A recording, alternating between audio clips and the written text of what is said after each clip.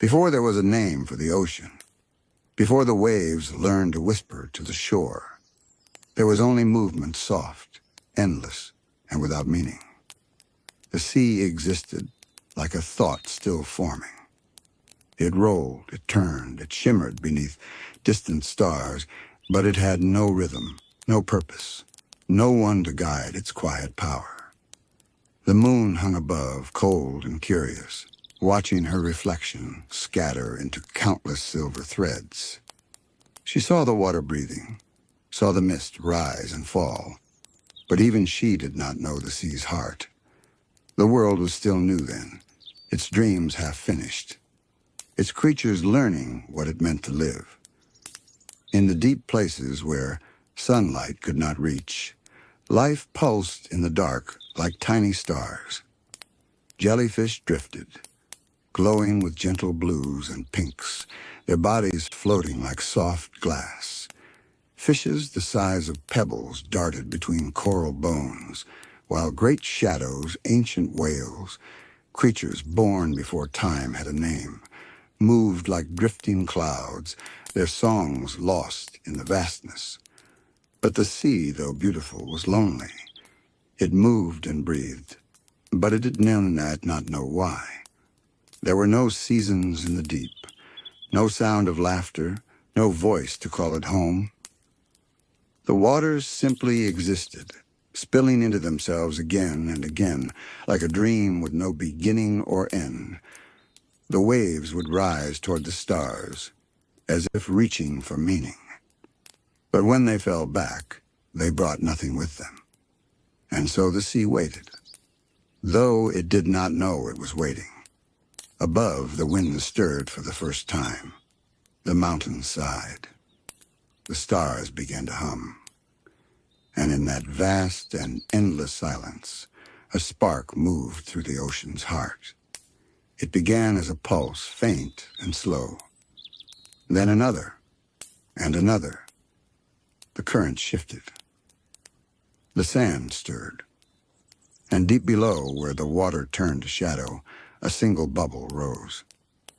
It was unlike any other, bright, glowing softly with every color the sea had ever known. It drifted upward through curtains of kelp and waves of sleeping fish. The creatures turned toward it, their eyes following the light as it passed. When it reached the surface, the bubble paused beneath the moon's reflection. The night grew silent. Even the wind held its breath. And from within the bubble, a figure began to take form. He was not born as mortals are born, nor shaped by earth or sky. He was the balance between all things, the calm between tides, the space between one wave and the next. As he emerged, the sea grew still. No ripple moved, no current stirred. The stars seemed to bend closer, their reflections trembling across his skin. His hair flowed like dark water. His eyes glowed with the soft blue of dawn. He did not speak, not yet. He only looked around him, taking in the endless ocean that stretched in every direction.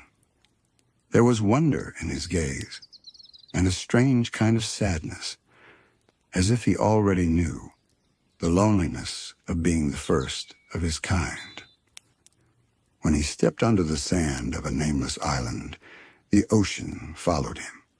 The waves moved closer, curling like loyal creatures at his feet. He knelt, and the tide touched his hands as though recognizing its maker. The moon above shimmered brighter, her light wrapping around him like silver cloth. The wind whispered across the sea, and somewhere in the depths, the whales sang for the first time in harmony. It was then that the ocean found its rhythm. The waves began to rise and fall in steady breaths. The currents turned in circles that never ended. The coral began to hum, their colors blooming brighter than ever before.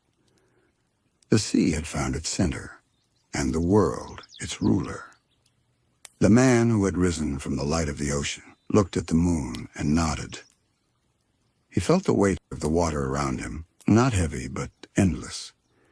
It moved through him as though he were a part of it, not above it. The moon whispered to him softly, though no ear but his could hear her voice. "You are the stillness in the storm," she said. "You are the keeper of the calm. The sea shall carry your name, and your voice will be its memory." He did not yet know his name, but the ocean did. The waves began to murmur it, again and again, a sound shaped by foam and wind. Neptune. The name spread through every current, carried to every corner of the deep. The smallest fish felt it. The oldest creatures repeated it in slow, rumbling tones. Even the stones on the ocean floor seemed to know it. And so the nameless sea finally had a name, and the endless movement finally had meaning. Neptune stood at the edge of the water, watching the horizon melt into the stars. He raised his hand, and the waves followed, a slow, graceful motion, like the sea itself was bowing in respect. From that moment on, the ocean would never again be without purpose. Every tide, every ripple, every whisper in the deep would remember this night. The night the sea found its king. Neptune stood upon the quiet sand for a long while, listening to the sound of the waves he had unknowingly shaped. Each one rose, curled, and returned to the sea, as though breathing in time with him. He closed his eyes and felt the pull of the water, a soft tug deep within his chest, not painful, not forceful, just a steady heartbeat shared with the world around him. He stepped forward, and the sea welcomed him home. The water rose gently to his knees, then his waist, then his shoulders, until he was surrounded by cool blue stillness.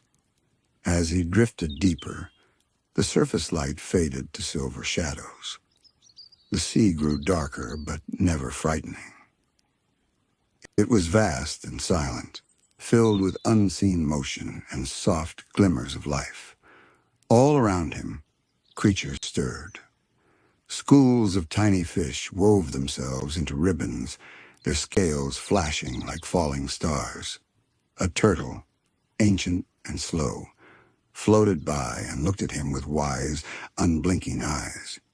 He reached out a hand, and the turtle did not flee.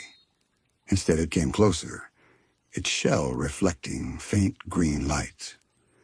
Neptune's fingers brushed the shell, and for the briefest moment, he felt something, a memory that did not belong to him. The turtle had seen the sea before him. It remembered tides without rhythm, currents that fought against one another, and storms that rose for no reason at all. And then it remembered change, a sudden calm, a soft order returning to the chaos. It was him. He pulled his hand back slowly and bowing his head in silent understanding. He did not yet know the language of words, but the ocean spoke in feelings, and he understood perfectly. He drifted downward, his hair swaying like seaweed, his steps slow, graceful, and weightless. The deeper he went, the more the sea revealed of itself. Coral stretched out in forests of color, reds, golds, deep violets that shimmered faintly in the dark. Sea anemones waved soft arms in the current, each movement slow and peaceful, like breathing in a dream. He reached the ocean floor at last.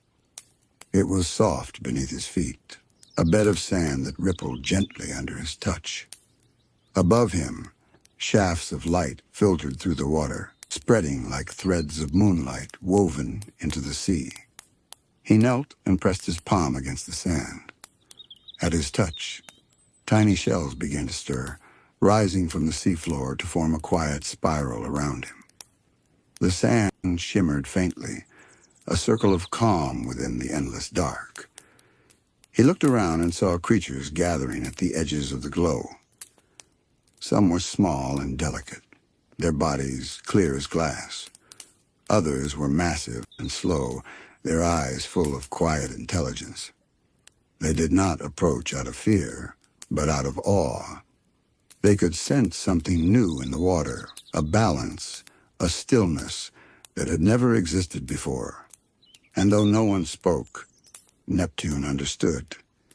He raised his hand, and the water began to move in spirals, not chaotic but rhythmic, as though the ocean had begun to breathe. For the first time, the sea had a pulse. He felt it flow through him, rising and falling, soft and infinite. The creatures began to follow this rhythm. Fish swam in great circles, matching the heartbeat of the current. Whales far above echoed the same slow pattern in their songs, their voices resonating through miles of open water. Neptune smiled faintly. The expression felt strange on his face, a soft curl of the lips, like sunlight breaking through a cloud. He did not know why, but he felt peace. He drifted upward again, past walls of coral glowing like stained glass. He surfaced near the island once more, and the night sky greeted him, the moon now directly above, her light shimmering across every wave. He lifted his hand toward her, and a trail of water followed, rising in a column of silver droplets. Each droplet floated around him, glowing softly before falling back into the sea. He watched them scatter and smiled again. He could feel their energy, the same energy that lived in every tide, every ripple, every living thing. And then, quietly, he spoke for the first time. His voice was soft, deep, like the ocean speaking through him. "I am of you." The sea rippled in answer, and the moon brightened above, as though hearing the truth in his tone. "Then you are its keeper," the moon whispered, her light trembling across his face. "Not its master, but its heart." He bowed his head. He did not yet understand what it meant, but he accepted it. From that moment, the water around him began to glow faintly blue wherever he stepped. When he walked across the shallows, fish followed in trails of light. When he rested, the sea grew calm. And when he dreamed, the tides moved in time with his breath. He wandered for many nights like this, learning the moods of the ocean. He felt its joy when the moon was full, its sorrow when storms rose, its peace in stillness. In every wave he could sense emotion, not words, but feelings, gratitude, fear, longing, rest. And in those moments of quiet, when even the wind above the water ceased to move, he would whisper back, his voice carried by the current, "I am here." And the sea, vast and eternal, would whisper in return, "So am I." Days passed, or perhaps centuries. In the endless rhythm of the ocean, time meant little. The sea did not keep count of days. It only knew the pull of the moon, the flow of currents, the soft turning of light through water. Neptune wandered beneath that light, learning the quiet truths hidden in the deep. He discovered that every ripple had a voice, every current a memory. Sometimes he would rest upon a rock shelf and listen into the faraway hum of the water against itself. It was like listening to a song without words, a melody carried through endless layers of blue. He found that if he moved his hand a certain way, the current would follow not because he commanded it, but because it wanted to move with him. He tried again, slower this time. The water circled his fingers, spiraling outward in perfect, gentle rings. It shimmered faintly, reflecting the light of unseen stars above. The ocean responded not to strength, but to calm. It listened best when he was still. That was how he began to understand. The sea was alive, but it did not wish to be ruled. It wished to be understood, and so Neptune became its listener. He swam through great forests of kelp that swayed in endless green ribbons. He drifted past mountains of coral that grew in colors only dreams could remember. He watched tiny creatures weave homes from shells and sand, watched sharks glide like shadows through the lightless blue. Everywhere he went, the water shimmered faintly, as though it recognized him, not as a stranger, but as a long-awaited friend. When he reached the deep trenches, where the pressure crushed even stone, the sea opened for him. The water parted softly, and he walked through the walls of glowing darkness, his steps lighting the way like lanterns beneath the abyss. He found places no eye had ever seen, caverns of crystal glass that sang faintly in the current, rivers of molten blue weaving through the black sand, and creatures that glowed like forgotten stars. He began to notice something else. Whenever he passed, the sea grew quieter. Not empty, not afraid, but peaceful, as though it were falling asleep. It was then he realized that he was part of the sea's balance, its breath, its stillness, its calm between storms. Once, while resting in the still depths, Neptune opened his eyes to see a school of glowing fish, forming a circle around him. They moved as one, their scales flashing silver and blue, their rhythm perfect, unbroken. He reached out gently, and they gathered closer, their light wrapping around him in soft pulses. He could feel their small hearts beating, each one steady, each one alive. And in that quiet, he felt the heartbeat of the entire ocean, slow, vast, ancient. It thudded once, deep and low, a sound felt more than heard. Then again, and again. The rhythm matched his own heart. Neptune placed a hand against his chest, and the two heartbeats became one. The waves above began to move in time, their rise and fall matching the same gentle pattern. It was as if the ocean had learned to breathe through him. He closed his eyes, and for the first time, he felt what it meant to belong. The sea, once endless and strange, no longer felt vast or cold. It felt alive. It felt like home. When he returned to the surface, the world above had changed. The stars seemed closer, their reflections brighter on the water's skin. The moon glowed larger, her light stretched across the waves like a silken bridge. He stepped onto the island again, and the waves followed him as before, but now they carried gifts. Shells and shapes, never seen before, washed onto the sand. Pearls rolled to his feet, their glow faint and steady. And with them came small creatures, crabs, sea stars, soft corals, each bowing as though offering thanks. Neptune knelt, running his fingers through the shells. He smiled softly, not out of pride, but understanding. The sea was giving him pieces of itself, symbols of its trust. He gathered the shells in his hands, and the light within them merged, forming a faint shimmer that lingered around his fingers. When he held them to the sky, the moonlight refracted through them, casting rainbows across the waves.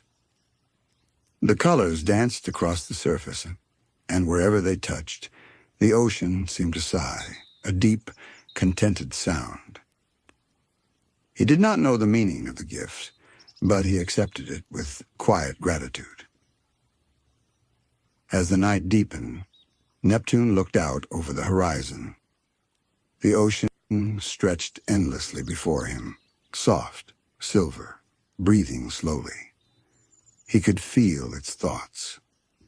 It was calm now, but beneath that calm, it waited for something more.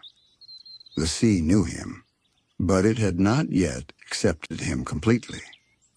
It needed to see what kind of ruler he would become, whether he would lead with strength or with peace. Neptune sat upon a rock at the edge of the water. He let the waves touch his hands, let the tide brush his feet. He said nothing. He only listened. And the ocean spoke to him, not with words, but with feeling, a long, slow hum that carried through every drop of water. It told him of its memories, of storms that once tore through its heart, of the chaos before his birth, of the need for balance that had called him into being. Neptune listened until dawn, and when the first light touched the horizon, he finally understood what the sea was asking. Not to be controlled, not to be mastered, but to be protected. He looked out at the rising sun, and the waves turned gold in its light. He spoke softly, barely above a whisper. "Then I shall be your guardian." The sea rippled in reply, a quiet promise echoing in every tide. The sun rose gently over the endless water, its light soft and golden, spilling across the waves like a promise. Neptune watched the reflection shimmer, each glint of sunlight rippling toward him. He could feel the ocean stirring beneath the warmth, currents shifting, creatures waking, life beginning to move once again. He stepped into the water, and the waves lifted slightly, as if greeting him with joy. He had spent many nights listening, many days wandering, but now something inside him had changed. He no longer felt like a visitor. He was part of the sea's rhythm, woven into its pulse. He raised his hand toward the horizon, and the tide responded. It drew back, then returned with a slow, sweeping motion, each wave gentle and deliberate. Neptune's fingers traced the air, and the water followed his movements like silk. He moved them upward, and the waves rose higher. He lowered them, and the sea calmed. It was not control.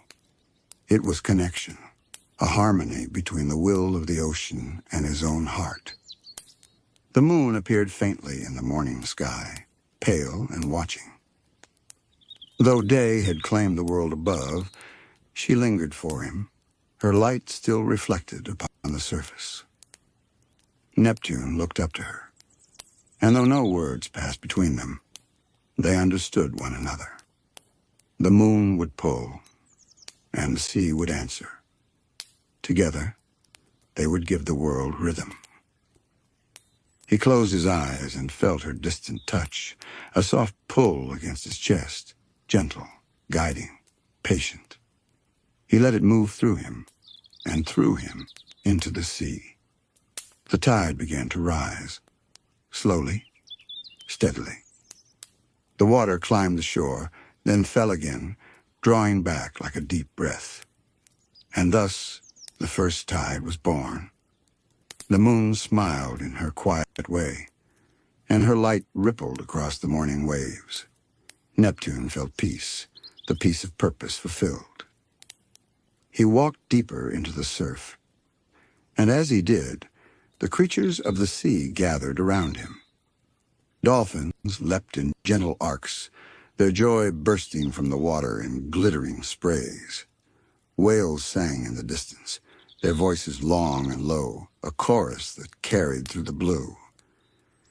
Even the smallest fish swam in patterns, turning together like strokes of a single brush. Every movement, every sound, was a hymn to the new order of the ocean. Neptune listened, his heart swelling with a quiet wonder. He had not commanded them to sing. They simply knew. They felt what he felt. Calm, harmony, belonging. As the day faded once more, the sky deepened into violet and indigo. The stars returned, and the moon rose in full grace above the sea. Her light stretched to him, and he felt her voice again, soft, silvery, echoing through the tides. "You have given rhythm to what was once formless," she whispered. "The sea breathes with you now, but even peace must be tended." He nodded. He understood that harmony was not the end, it was the beginning. The ocean would always shift, always change. There would be calm days, and there would be storms. But now there was balance, a heartbeat that would endure. Neptune stepped upon the waves, and they held him. He walked across them as though across soft glass. Beneath his feet, trails of light shimmered, the sea marking each step with silver. He turned toward the horizon, his eyes reflecting the stars. For a long moment he simply stood, letting the wind brush through his hair, listening to the slow murmur of water all around. The sea was vast. It stretched far beyond his sight. But he did not feel small. He felt endless, a part of something greater than himself. He spoke softly into the wind. "I will keep the calm." The waves answered, their foam curling around his ankles in quiet devotion. The ocean had found its keeper. He extended his hand, and from the sea rose a staff of coral and pearl, formed by the current itself. It gleamed faintly, its surface swirling with tiny bubbles of light. When he took hold of it, the ocean stilled completely. Every ripple froze, every current waited. And in that silence, the voice of the sea filled his mind, deep, ancient, endless. "You are the balance. Where you walk, peace will follow. Guard us well, for the sea remembers all things."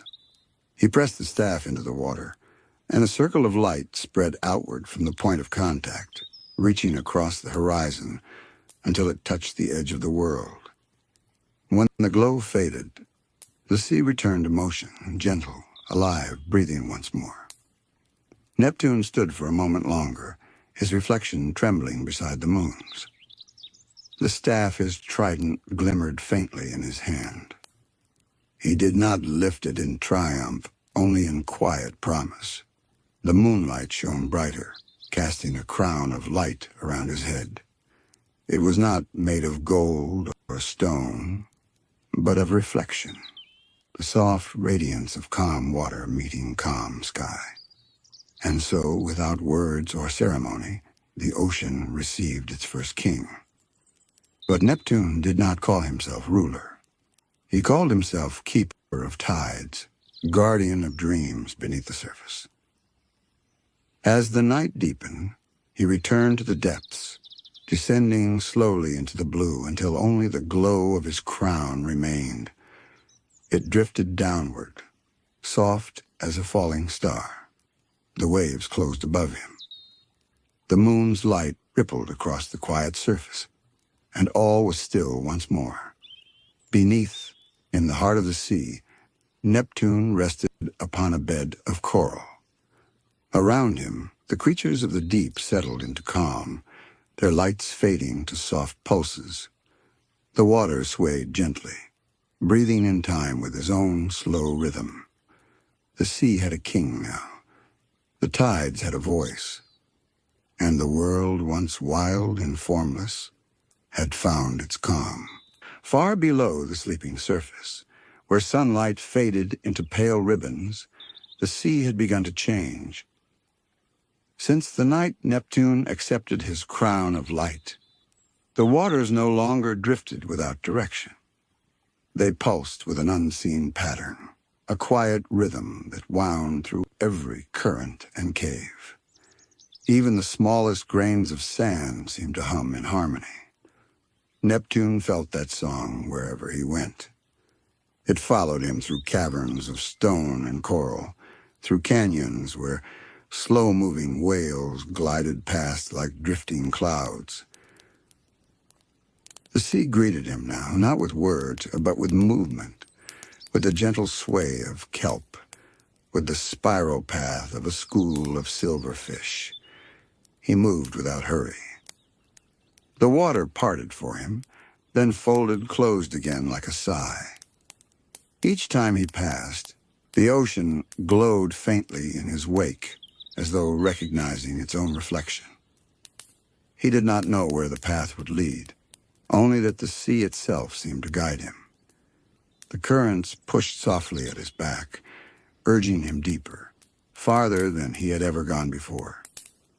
The pressure thickened around him, but it felt comforting, like the steady weight of a warm blanket. The light dimmed to indigo, then to violet, until all that remained were the gentle lanterns of the deep, creatures whose bodies shimmered with inner fire. He followed their glow.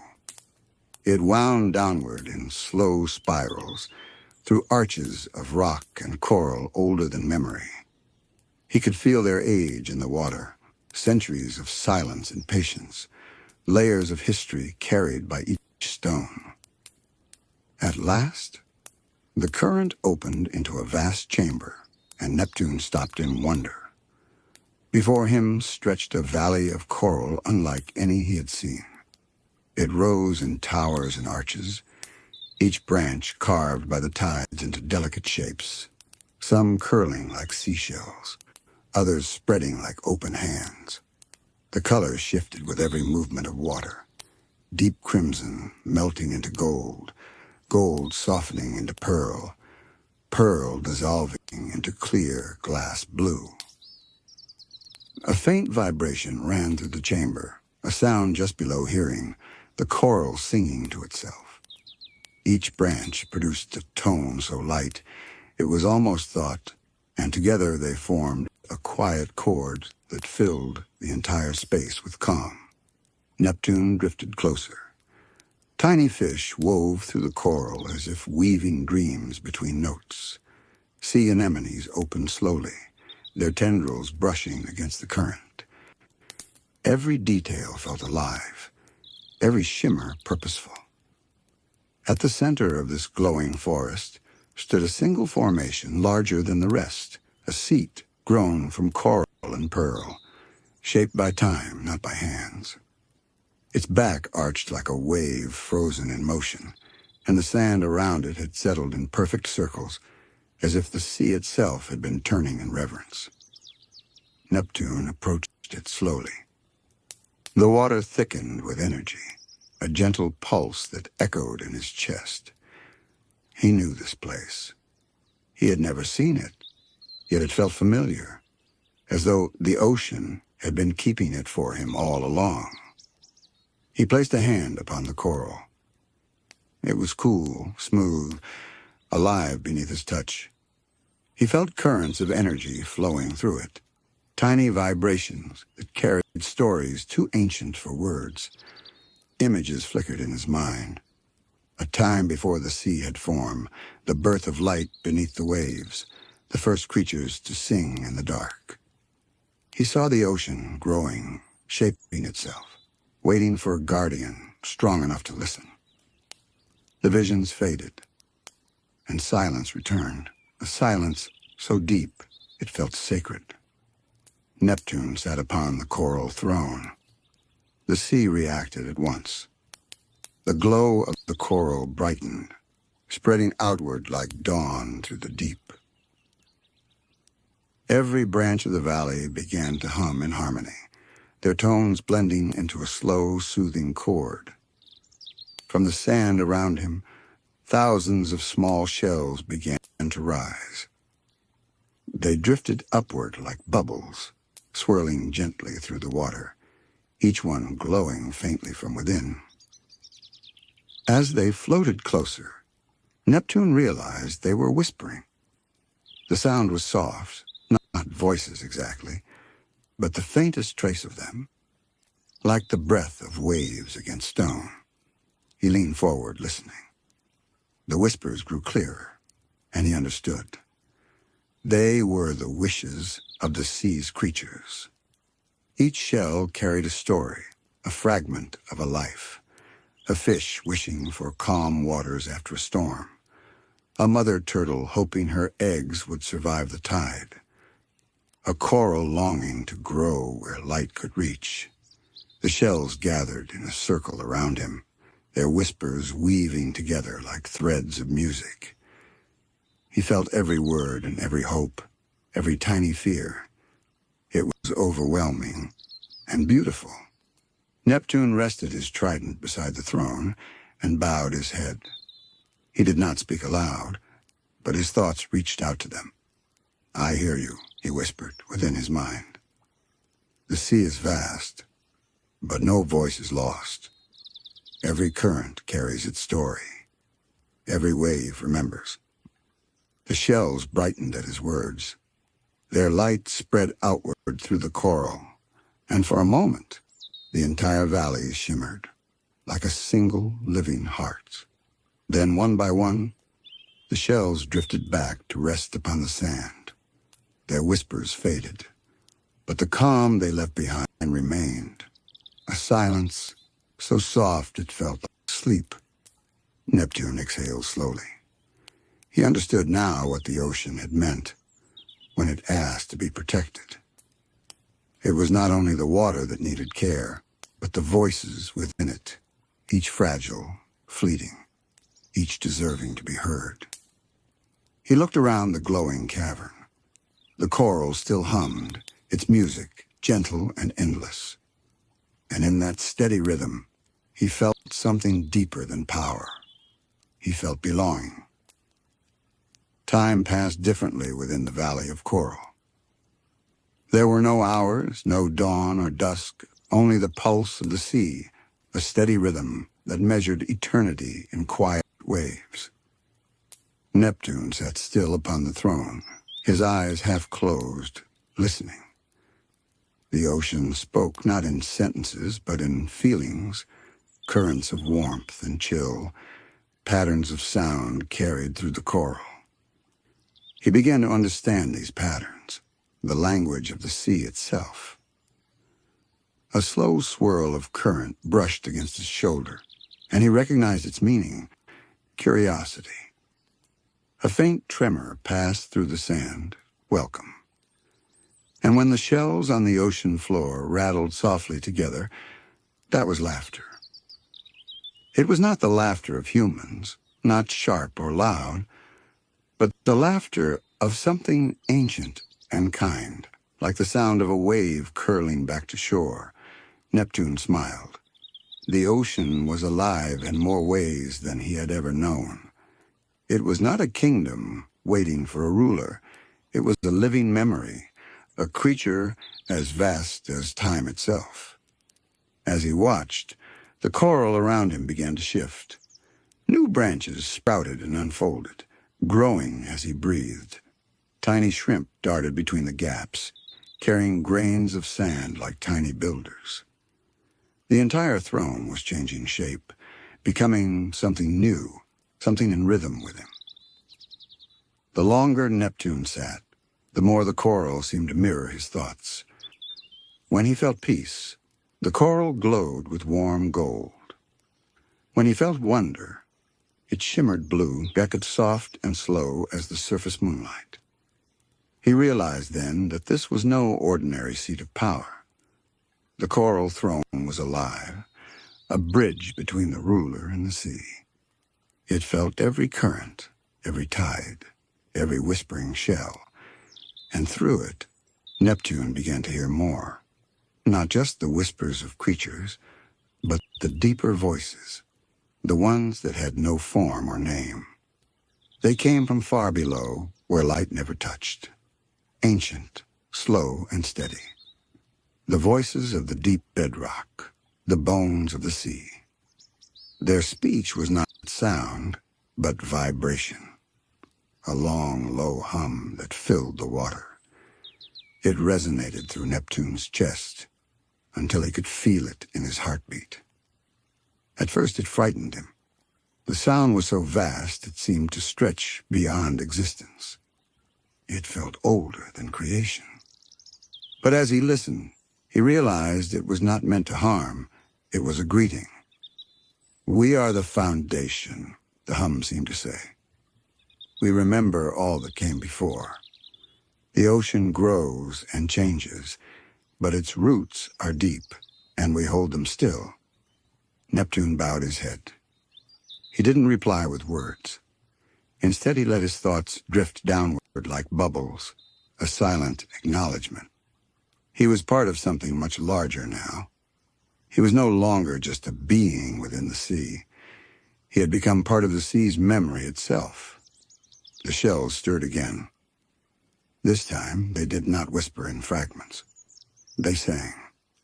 The song began as a single tone, high and thin, like wind passing over glass. Then others joined, 1,000 tiny notes rising from the sand. The melody swirled through the valley, weaving through coral towers and arches.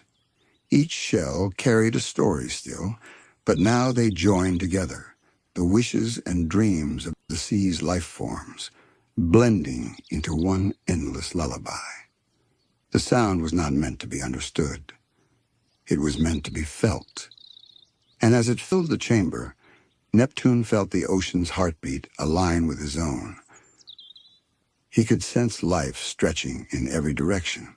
Schools of fish near the surface, sleeping whales in the deep, even the slow turning of unseen creatures far below the crust. Everything was connected. Everything was one. For the first time, Neptune truly understood his role. He was not here to command. He was here to listen. The coral throne pulsed beneath him, its glow brightening in response to his realization. The shells shimmered, their soft voices fading into silence once more. And in that quiet, a new sound appeared, a faint, distant ringing. It came from beyond the valley, from the edge of a trench so deep it seemed to swallow light. The ringing was gentle but constant, like a bell swaying in a slow current. Neptune rose, curious. As he stood, the coral branches parted slightly, creating a pathway that led toward the darker waters.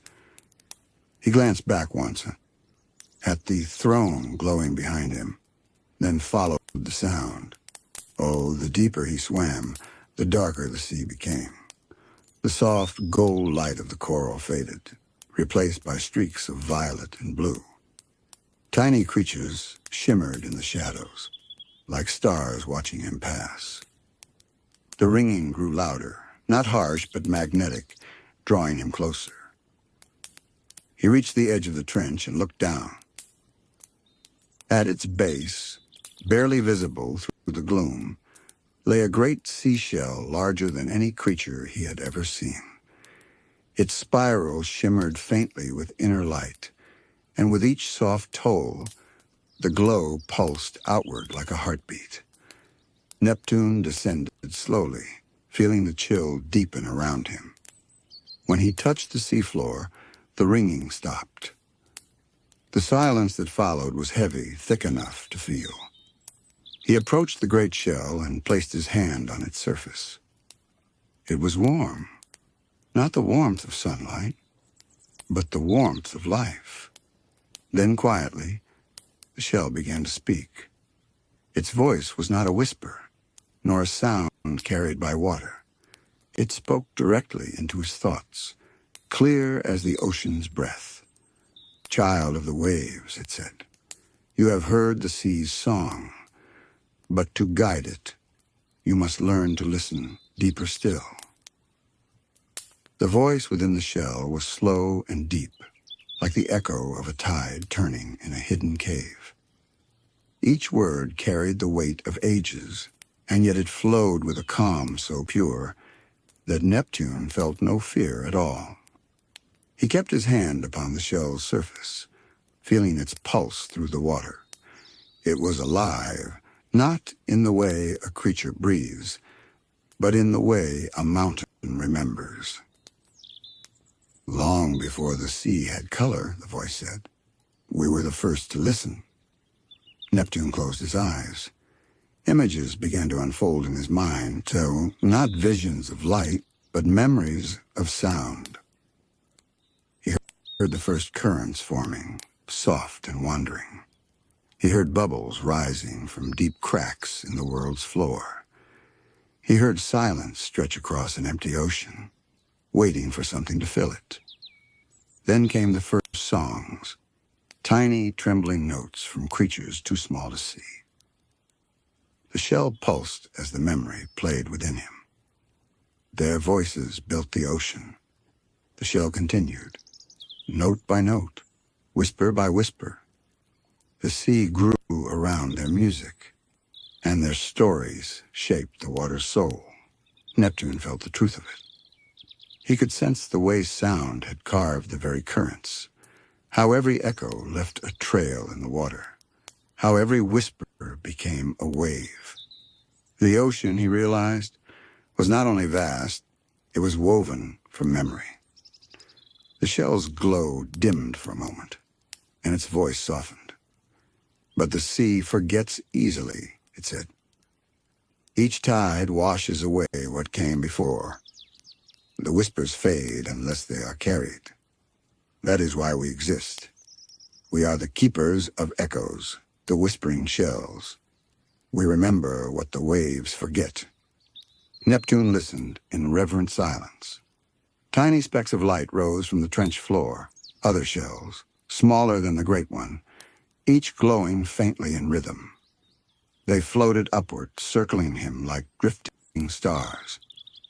Each one, he now understood, held the memory of something lost, a forgotten creature, a vanished reef, a lullaby sung by a mother whale ages ago. The ocean did not die. It merely changed form. And the shells remembered. To rule the sea, the great shell said, is not to command its creatures. It is to listen for what remains unseen, the quiet stories that drift between tides. Neptune bowed his head. He thought of the coral valley above, of the glowing throne still waiting in calm silence. He thought of the countless whispers that had filled the water there. They were not cries for help or worship. They were fragments of memory, hoping to be heard before they faded. If I am to listen, Neptune said softly, then teach me how. The great shell pulsed again, and a ripple spread through the water. It felt like the ocean exhaling. Then open your heart to the deep. Oh, the water around him began to shimmer. The current slowed until the world seemed perfectly still. Then, from every direction, came a chorus of distant sounds, the calls of the creatures, the creak of coral shifting, the hum of the planet's slow breath. Each note entered his chest like light, weaving through his heartbeat. It was overwhelming, but not painful. Neptune could feel the ocean's stories, not as words or thoughts, but as waves moving through his soul. He saw moments from long ago, a giant clam opening beneath ancient light, a reef blooming after centuries of stillness, a whale guiding her calf through the moonlit shallows. He could feel their emotions, their peace, their wonder, their belonging. Then, like a tide turning, the flow of vision slowed. The sounds quieted until only one remained, a single, gentle tone, like the smallest shell singing to itself. That is your own echo, the great shell whispered. Every being leaves one in the sea. Even gods are remembered in the water. Neptune's chest warmed. He could feel his own echo shimmering through the deep, a calm note of silver light carried by the current. It merged with the others, not above them, but among them. He understood now. To rule the ocean was to join it, not to rise above it. To keep its peace was to keep its memory. He opened his eyes. The trench was glowing softly, each shell pulsing like a heartbeat. He felt the great shell's voice fade, and leaving behind a lingering vibration, a steady rhythm that matched his own pulse. "Go now," the voice murmured, "for the coral waits to speak again. The throne knows your touch, but it must know your heart." The light around him dimmed, and the shells began to sink slowly back to the seafloor. Only the Great One remained glowing, its spiral reflecting the faint image of Neptune's face, calm, solemn, and still half-human. He turned upward, the water folding gently behind him. As he rose from the trench, the pressure eased, and a faint gold light began to bloom above, the glow of the coral valley returning. He ascended in silence, carrying with him the hum of the deep. Every motion of his body seemed to echo through the sea now, not as sound, but as feeling. When he finally emerged into the valley again, the coral throne was waiting. Its glow was brighter than before, its surface alive with soft patterns that rippled like breathing skin. Neptune approached, and the sea seemed to still in anticipation.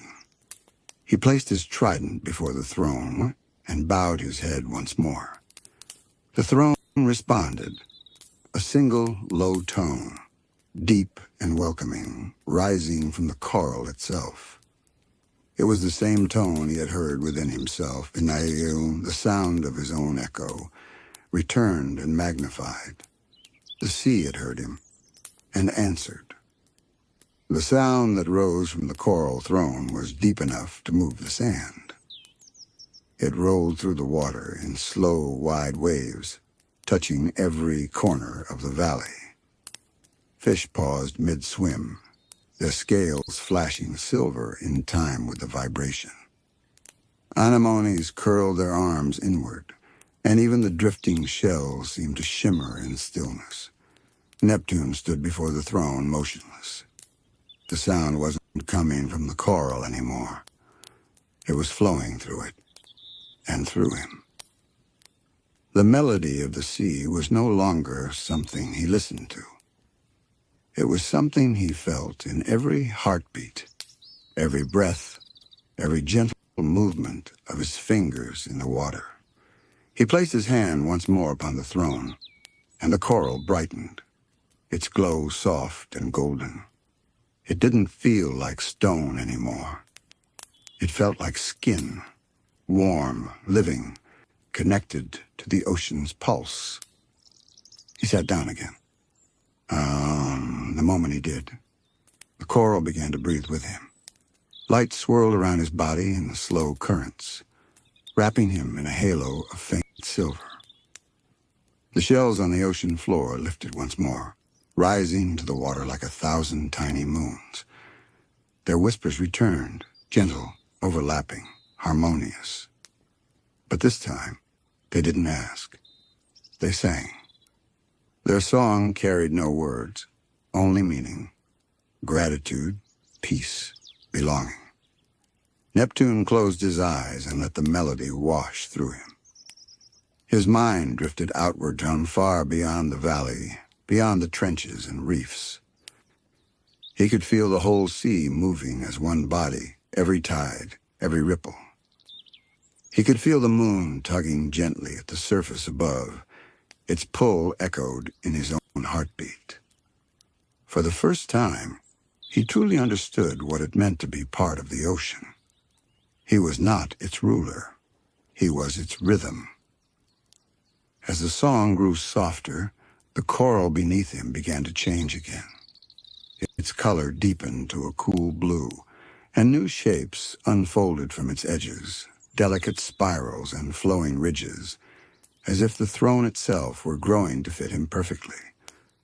From the center of its seat, a small pearl rose. It drifted upward, glowing faintly with shifting light, blue then gold, then white. Neptune reached out and caught it in his hand.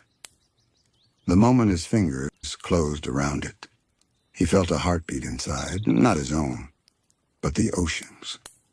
The pearl was warm, pulsing gently with life. Through it, he could hear everything. The whales far away in the black deep, the crack of an iceberg drifting in the distance, the laughter of dolphins near the surface, the faint hum of coral singing to its neighbor. It was the voice of the ocean, contained in a single drop of perfection. The coral around him whispered. The sound was so faint it almost disappeared into the current, but Neptune could still hear it clearly, as if the sea were speaking directly into his heart. "This is the heart pearl," the voice said. "The ocean's memory. Hold it, and you will know its song. Return it, and you will speak in its name." Neptune lifted the pearl to his chest. The moment it touched him, a thread of light spread outward, tracing along his arms and across his shoulders, until his entire form shimmered with flowing silver patterns. They looked like streams of water, always moving, always alive. The ocean's hum deepened, and the shells began to circle him faster, their lights forming a ring around the throne. The coral's glow reached its brightest, and from far beyond the valley, the sea answered. Currents shifted across miles of ocean.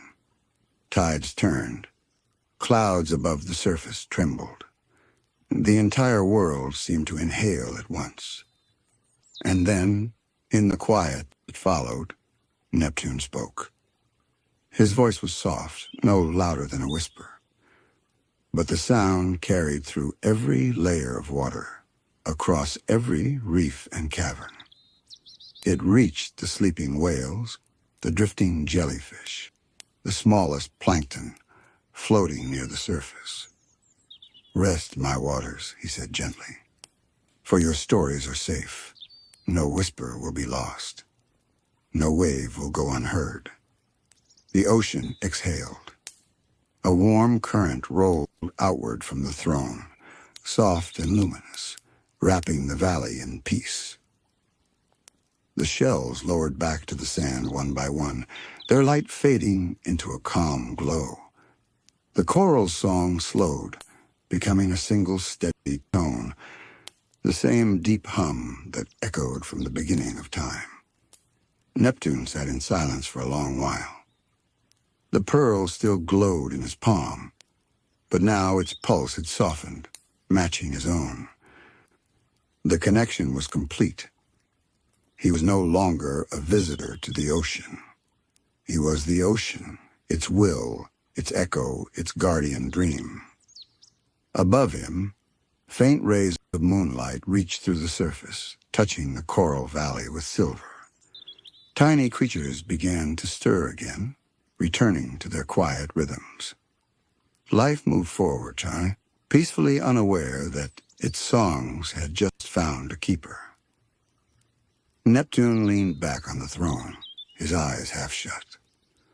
The pearl floated from his hand, rising slowly until it rested in the water before him. It turned once, then sank back into the coral, melting into the throne's center. Its glow lingered for a moment, like a heart still beating beneath the coral surface. And when it faded, so did the last of the whispers. Only the soft hum of the sea remained, still endless, alive. Neptune breathed deeply, his chest rising and falling with the rhythm of the waves. He no longer needed to listen for the ocean's voice. It was inside him now, woven into every part of his being.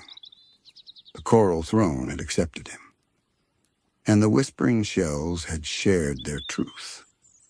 From that moment forward, the ocean was never silent again. Even in its calmest depths, a faint song always lingered, a low silver note that carried through eternity, the note of Neptune's heartbeat. And in that sound, the sea finally rested. The ocean was calm that night, so calm that the stars could see themselves reflected in its surface. Each wave was a slow breath, each ripple a whisper. The world beneath the surface had entered a kind of dreaming silence, as though the sea itself were listening for something beyond sound. King Neptune stood at the highest peak of his coral palace, the water around him glowing faintly with the light of plankton and drifting firefish. He had ruled for many tides now, long enough for his name to ripple through every trench and tide pool, yet something within him felt strangely hollow, a quiet note out of tune. He had everything, loyal subjects, shimmering cities, and songs sung in his honor. But the sea itself felt restless. Every night he felt a pull, a strange stirring deep in the current that seemed to call to him from above, from the world where the waves broke and the air began. He could feel it in his trident, in the way the metal seemed to hum faintly when the moon rose. The pull was not of danger, but of invitation. That evening, as the last flicker of coral light faded behind him, Neptune swam to the open sea. The water above was bright with moonlight, the silver light dancing down through miles of clear blue. He rose slowly, his movements quiet and deliberate, until his head broke the surface. The world above was a mirror. The moon hung low, huge and glowing, and the ocean looked like a sheet of molten silver. For a long moment, Neptune simply stared. He had seen the moon before, of course. Every sea creature had. But never like this. Never so close. Never with this feeling of connection that felt older than memory. He raised his trident, letting the moonlight catch its edges. The sound that followed was soft, like a distant bell ringed underwater. Then suddenly, the waves began to change. A light shimmered across the sea, stretching out like veins of silver across black velvet. The current shifted, swirling in smooth, rhythmic spirals. Neptune could feel the tides breathing with the moon. He could feel her watching him. And then he heard it, her voice. It wasn't words, not at first. It was more like the feeling of a lullaby, the kind that carried warmth even in cold water. The voice came through the waves themselves, echoing softly through every droplet, every crest. The moon was speaking, not in sound, but in memory.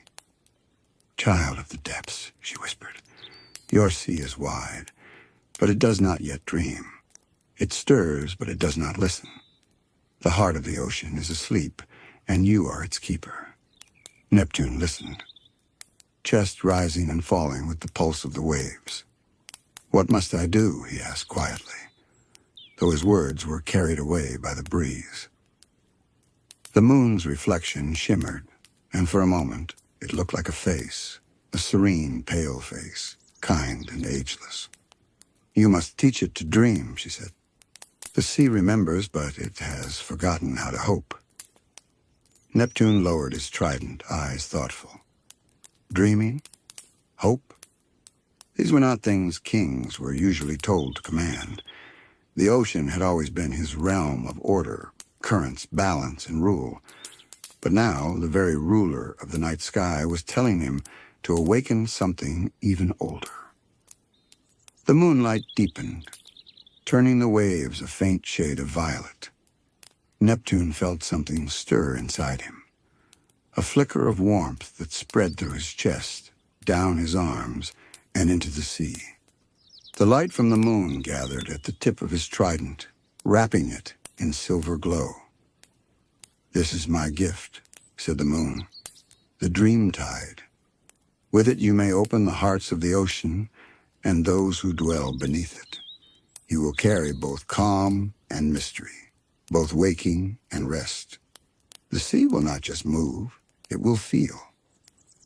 The light pulsed, and Neptune felt the gift take hold. His trident became heavier and lighter all at once, the water around him shifting with a slow, dreamy rhythm. When he turned, the sea itself seemed to breathe differently. It shimmered with something unseen, something like emotion. Far below, the sleeping creatures stirred. Jellyfish drifted toward the surface, their bells glowing brighter. Schools of fish moved in spirals that looked almost like dance. Even the coral began to hum faintly, a vibration so low it could only be felt. The dream tide had begun. Neptune sank back below the surface, trailing a swirl of silver bubbles. Around him, the ocean was alive with new whispers. He could hear them, not just the sound of currents, but the feelings carried within them. Memories of shipwrecks, lullabies sung by merfolk, laughter of dolphins, the quiet sadness of the deep trenches. All of it was awake now, turning like pages in a great living storybook. It was beautiful and overwhelming. The king floated still, his eyes reflecting both wonder and awe. The sea had always obeyed him, but now it was talking to him. Every current had a thought, every tide a memory. And all of them were singing softly beneath the moon. The dream tides, however, were not only a blessing. As Neptune would soon learn, when dreams awaken, so too do the shadows that sleep beneath them. The next morning, if one could call it morning beneath the sea, the ocean shimmered differently. Rays of light filtered through the surface in long, glowing threads, weaving among drifting fish and coral spires. But there was something more, something that hadn't been there before. The sea breathed, not just in motion, but in rhythm. Every current seemed to have a quiet pulse, a slow heartbeat that matched the rhythm of sleep and thought. King Neptune felt it the moment he awoke. The water around his coral chamber pulsed softly, like it was inhaling and exhaling with him. The walls of the palace glowed faintly blue, and faint music echoed through the halls, low and distant, as though the sea itself was humming. When he stepped out into the open currents, he saw his subjects already gathered. Merfolk from every kingdom had come, drawn by something they couldn't name. Their eyes shimmered with wonder, their hair floating like silk in the strange, calm current. Even the creatures of the deep, the slow, ancient ones who rarely surfaced, had risen closer to the light. A young mermaid swam forward, clutching a shell to her chest. "Your Majesty," she said, her voice trembling with awe. "The ocean spoke to me in my dreams. I saw my home before it was broken by the storm, and when I woke, the reef had begun to heal." Neptune's eyes softened. "You saw your dream take shape in the tide?" "Yes," she whispered. "And I'm not the only one. Everyone is dreaming. But the dreams don't fade when we wake."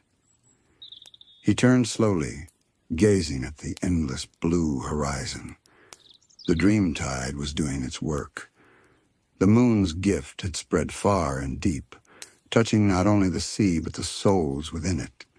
Dreams once locked away in sleep now flowed through the waking world like soft waves. Neptune closed his eyes, listening. The whispers of the ocean came to him clearer now, echoes of hopes, fears, and memories, drifting like bubbles through the current. Some were gentle.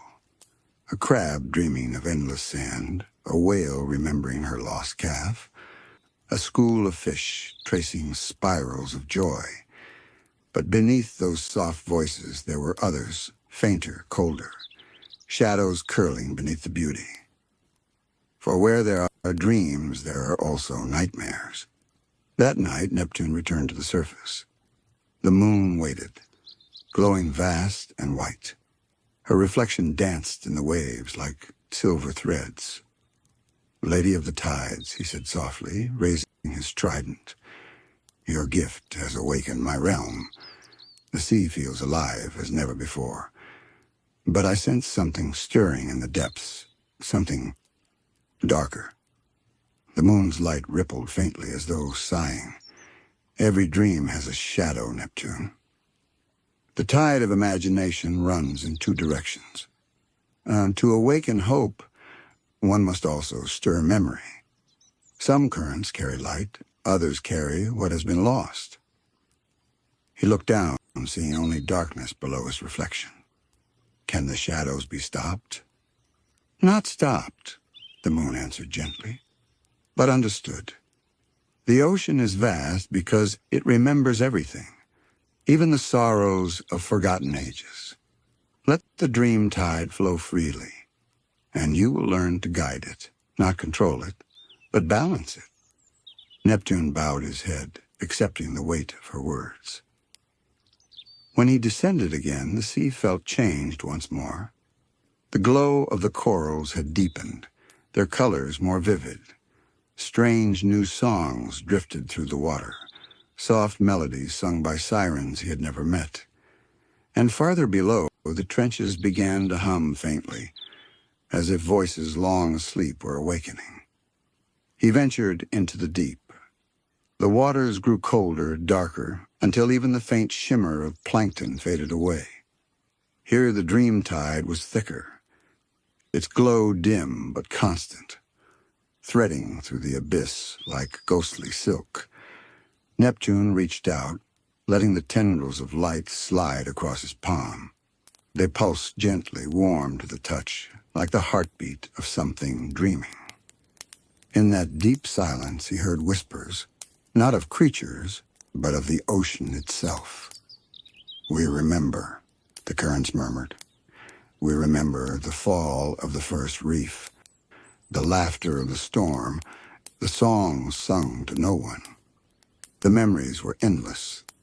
Neptune could feel them brushing against his mind, echoes of ancient days when the seas were young and untamed. Images flickered.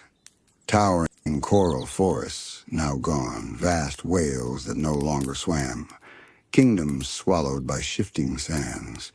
The ocean was showing him its forgotten dreams. He understood then what the moon had meant.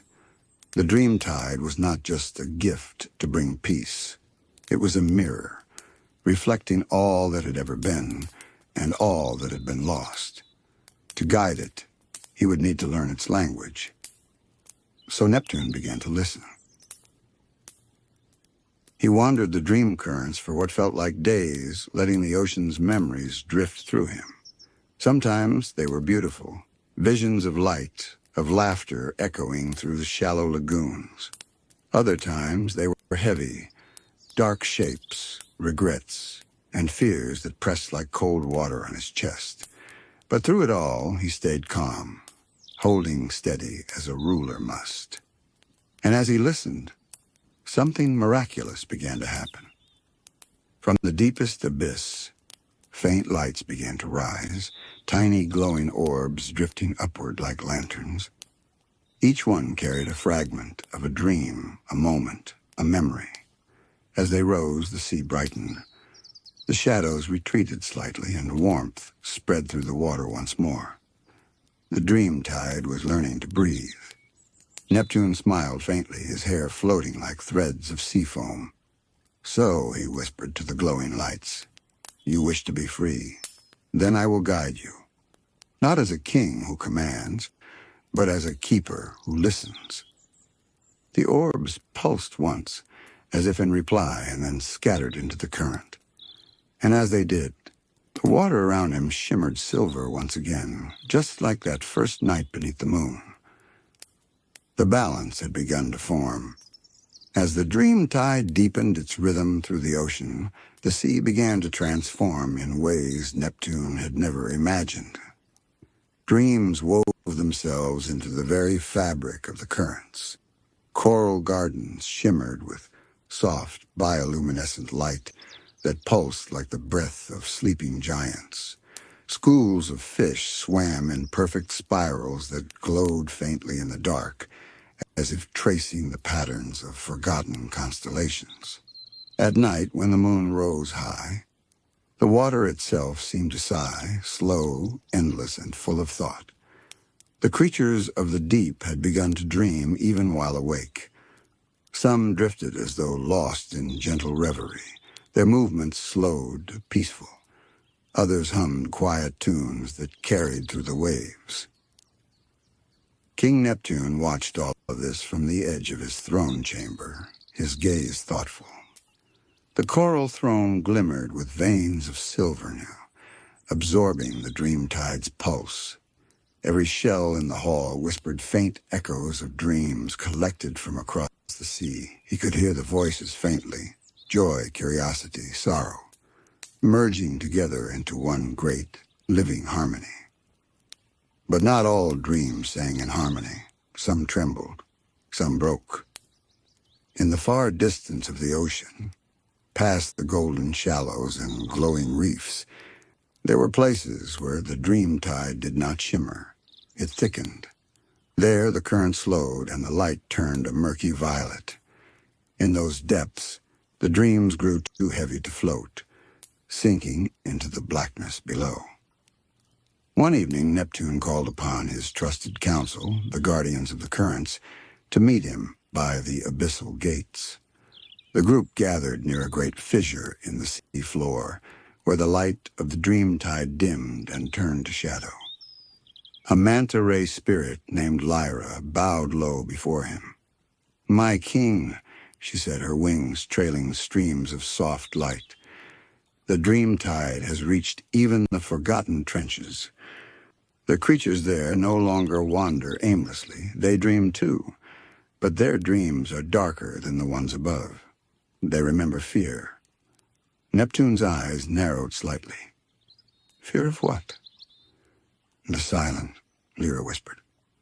"They remember when the sea was empty, before life, before sound. They dream of the cold that had no end." Neptune looked down into the abyss, the dark water below him endless and still. The moon's reflection above trembled faintly across the surface. "Every dream carries its shadow," he murmured. "But fear can poison the tide." He stepped forward, the glow of his trident illuminating the darkness. "I will go deeper," he said. "If the sea remembers its oldest fears, then I must hear them myself." Lyra hesitated. "Your Majesty, the dream tide is strong there. Too strong. You may lose yourself within it." He gave her a gentle smile. "A king must know his realm, even the parts that frighten him." And with that he dove into the abyss. The water grew colder as he descended, the light dimming with every stroke. Soon even the silver glow of his trident looked small, like a candle against an ocean of night. The current here was thick, like moving through a dream that didn't want to be disturbed. The whispers around him were different now, heavier, slower. They weren't words.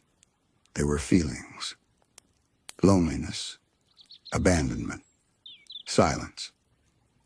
He drifted deeper until his feet touched the sea floor.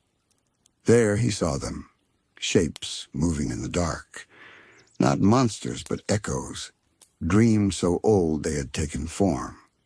They looked like pale ribbons of smoke, twisting and curling slowly, murmuring in voices that were barely sound. One of them turned toward him. Its form was vague, shifting like water, but its voice reached him clearly. "You are the ruler above," it said.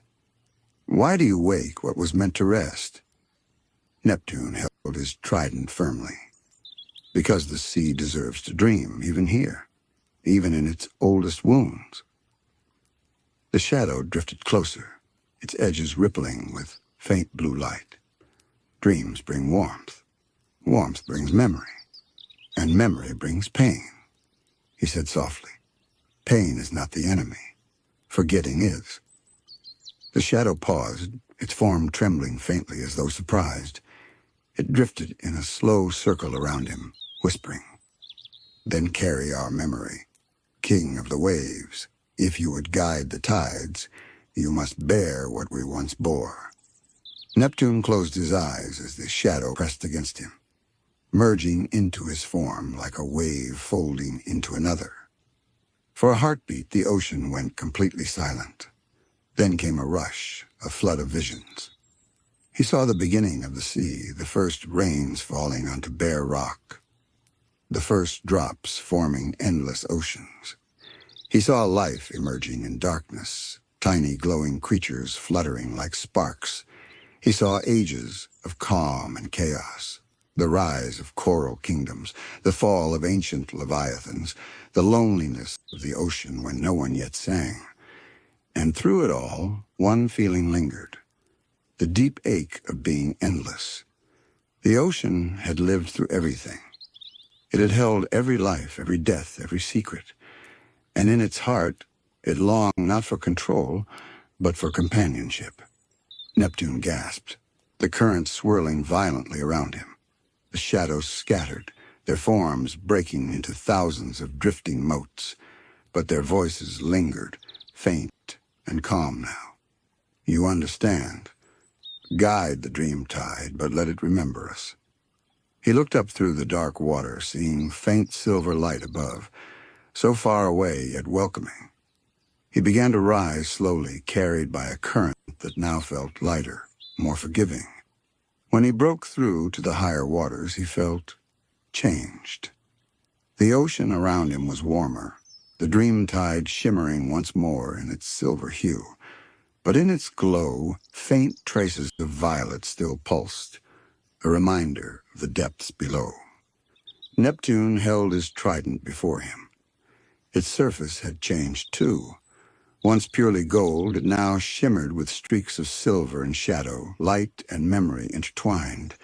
He smiled faintly. "Balance," he said quietly. "That is the sea's true dream." The current stirred gently around him as if in agreement, and far above the moon's light rippled brighter, her soft voice echoing faintly through the tide. "Well done, keeper of dreams.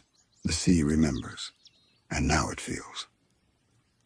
When Neptune returned to the heart of his realm, the sea felt renewed. The dream tide now pulsed with a gentler rhythm, one that balanced both light and shadow. Every current carried not just motion, but meaning, an understanding that joy and sorrow, memory and hope, were threads of the same vast tapestry. The coral palace itself shimmered differently. The walls seemed to breathe, the shells embedded within them, whispering in low melodic tones. The song of the sea had deepened, now richer and fuller, as though the ocean had found its voice again after ages of silence. And as Neptune swam through the grand hall, his people gathered in quiet awe. Merfolk bowed low, their tails glinting faintly in the moonlight filtering down through the waves. The younger ones reached out to touch the soft trails of silver that followed their king's movements. Lyra, the manta ray spirit, approached. "You've returned from the abyss," she said softly. "And the tide? It feels different, softer but wiser." Neptune smiled faintly, setting the base of his trident on the palace floor. "The ocean remembers everything, Lyra. I have learned that it doesn't need to be freed from its past. It needs to be heard." She tilted her head. "Heard?" He looked toward the open sea where streams of dreamtide light drifted upward like the breath of a great creature. Every current has a story, every silence has a reason. The dreamtide wasn't meant to erase the old. It was meant to let the ocean speak again. For days that followed, Neptune walked among his realm, visiting corners of the ocean he had not seen in centuries. He traveled to the shallow reefs where the mer children played, their laughter echoing like bubbles. He drifted through the kelp forests, where schools of fish painted shimmering murals with their synchronized movement. And in the far trenches, where once there had been only cold, there now shimmered faint light, the kind that came not from the moon, but from memory itself. Everywhere he went, he listened. And the sea, for the first time in ages, answered back. He found that dreams had begun to weave between creatures like invisible threads. A whale might dream of a coral blooming in the deep, and the next morning, that very coral would begin to grow.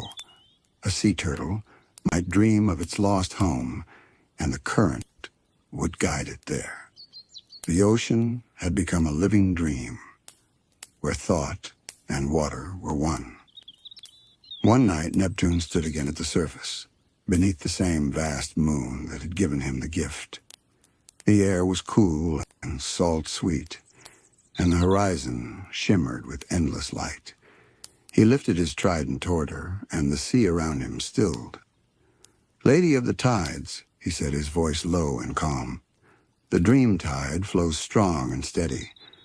The sea breathes again. Yet I feel there is something more you would have me see." The moon's reflection rippled, forming a circle of light around him. Her voice came softly, almost as if the waves themselves were speaking. "You have given the sea its heart, Neptune. But every heart must learn to rest. The dream tide is powerful. If it never sleeps, it will burn itself away. Even dreams must have a tide of their own." Neptune frowned slightly. "You mean the sea must learn to forget again?" "Not forget," she answered gently, "but let go. The dream tide must flow like breathing, awakening, then quieting, dreaming, then sleeping. It is not meant to shine always, but to ebb and return. You must teach the sea to rest, as you must rest too." The words sank into him like soft rain. He looked across the endless water and realized she was right. The sea had been awake for too long, its heart wide open, its thoughts flooding every current. Even a dream, if it never ends, becomes heavy. So, with his trident raised high, Neptune called upon the currents once more. The water glowed silver, then dimmed softly, its shimmer fading into a calm, moonlit hue. Across the ocean, creatures began to slow their movements. The glowing schools of fish settled into the reefs, their bodies pulsing with a slow, sleepy light. The coral hummed one last gentle note, then fell silent. Even the waves above softened, curling quietly upon themselves. Neptune spoke softly into the stillness. "Rest now, my sea. Dream quietly until the next tide calls you."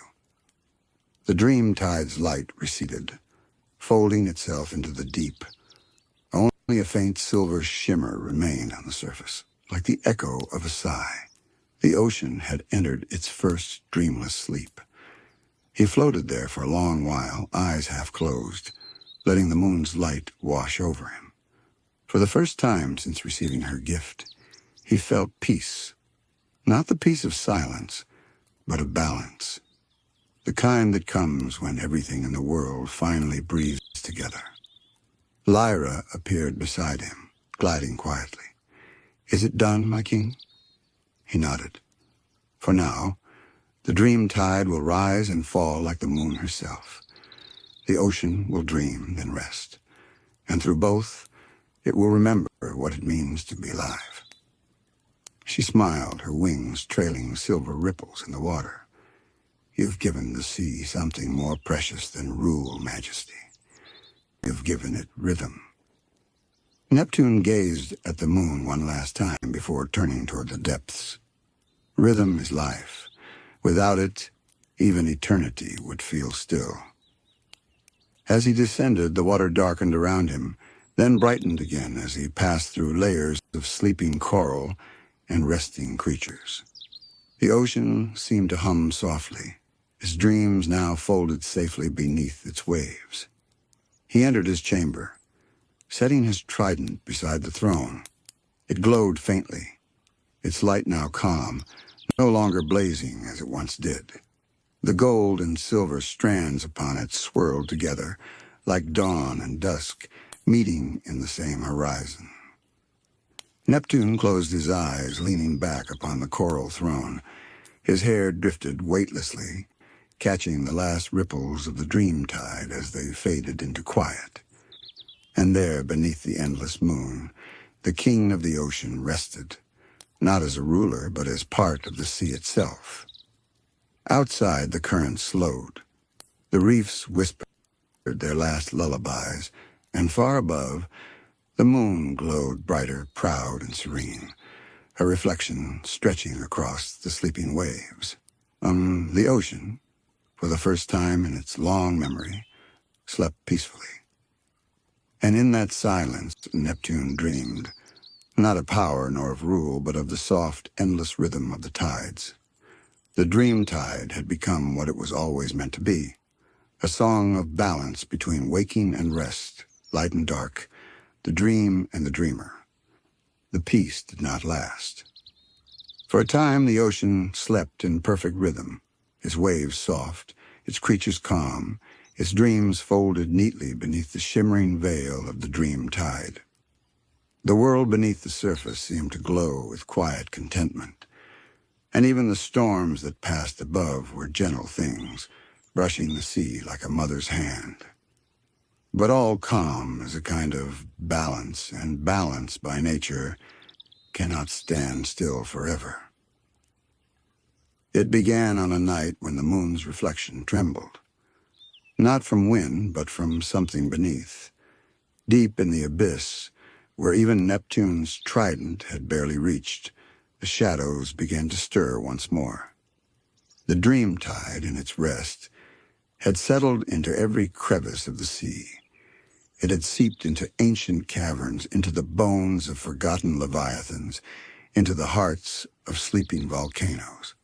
And in those dark places, something else had begun to dream. At first, Neptune did not notice.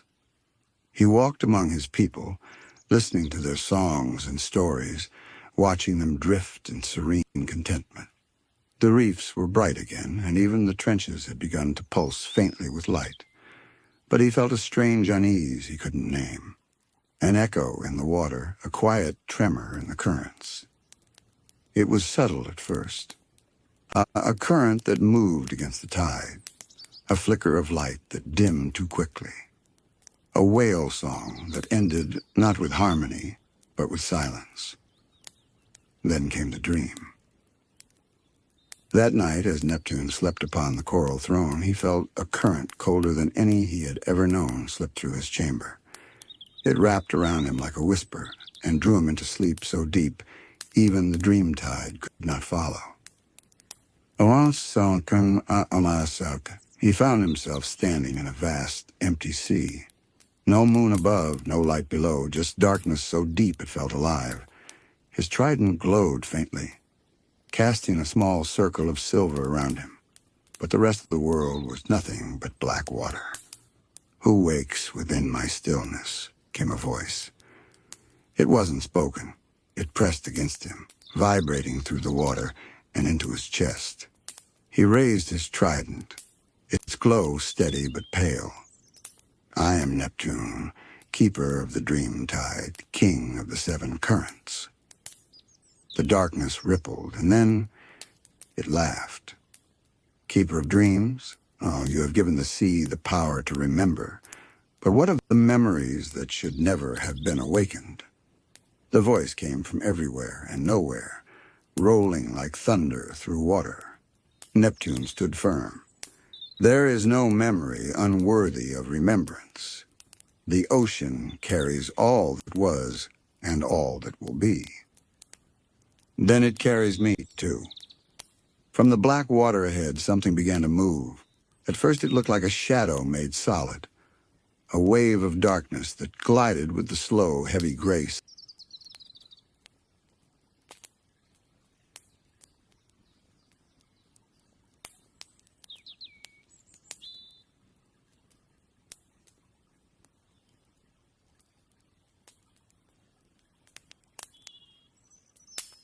Something ancient. As it drew closer, Neptune saw shapes swirling within it. Fragments of faces, broken shells, glimmers of light being swallowed whole. "Who are you?" he demanded. "I am what your sea forgot," the voice replied. "I am the stillness before the first current, the silence before the first song. When the world began, I slept beneath it. When you gave the sea dreams, you woke me." The water around Neptune trembled. He could feel the creature's power, ancient, vast, cold. It was not evil, but it was not alive in any way he understood. It was the absence of motion itself, the deep stillness that the ocean had buried under eons of sound and life. "You were never meant to be forgotten," Neptune said softly. "You are part of the balance."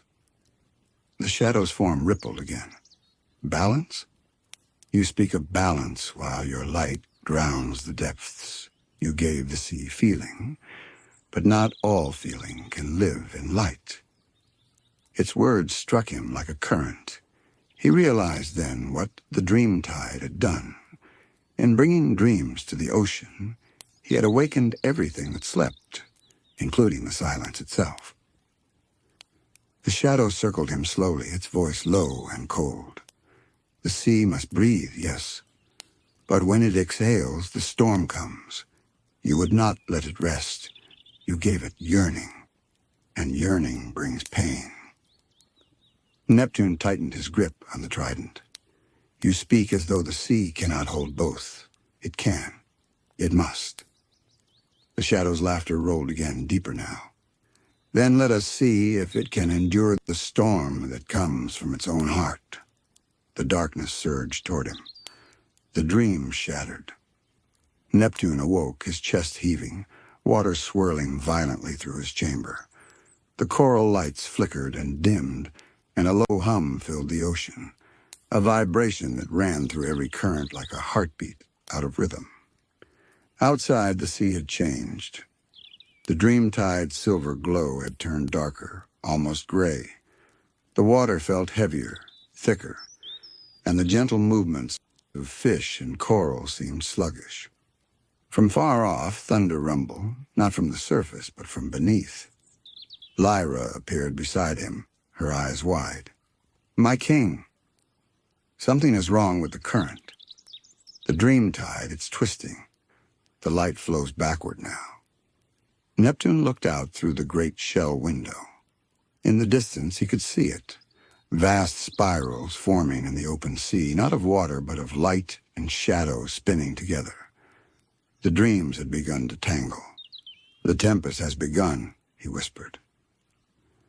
The ocean's dreams had turned inward, consuming themselves. And at their heart, something old, something cold, was stirring awake. The next day, the ocean did not wake. At least, not in the way it used to.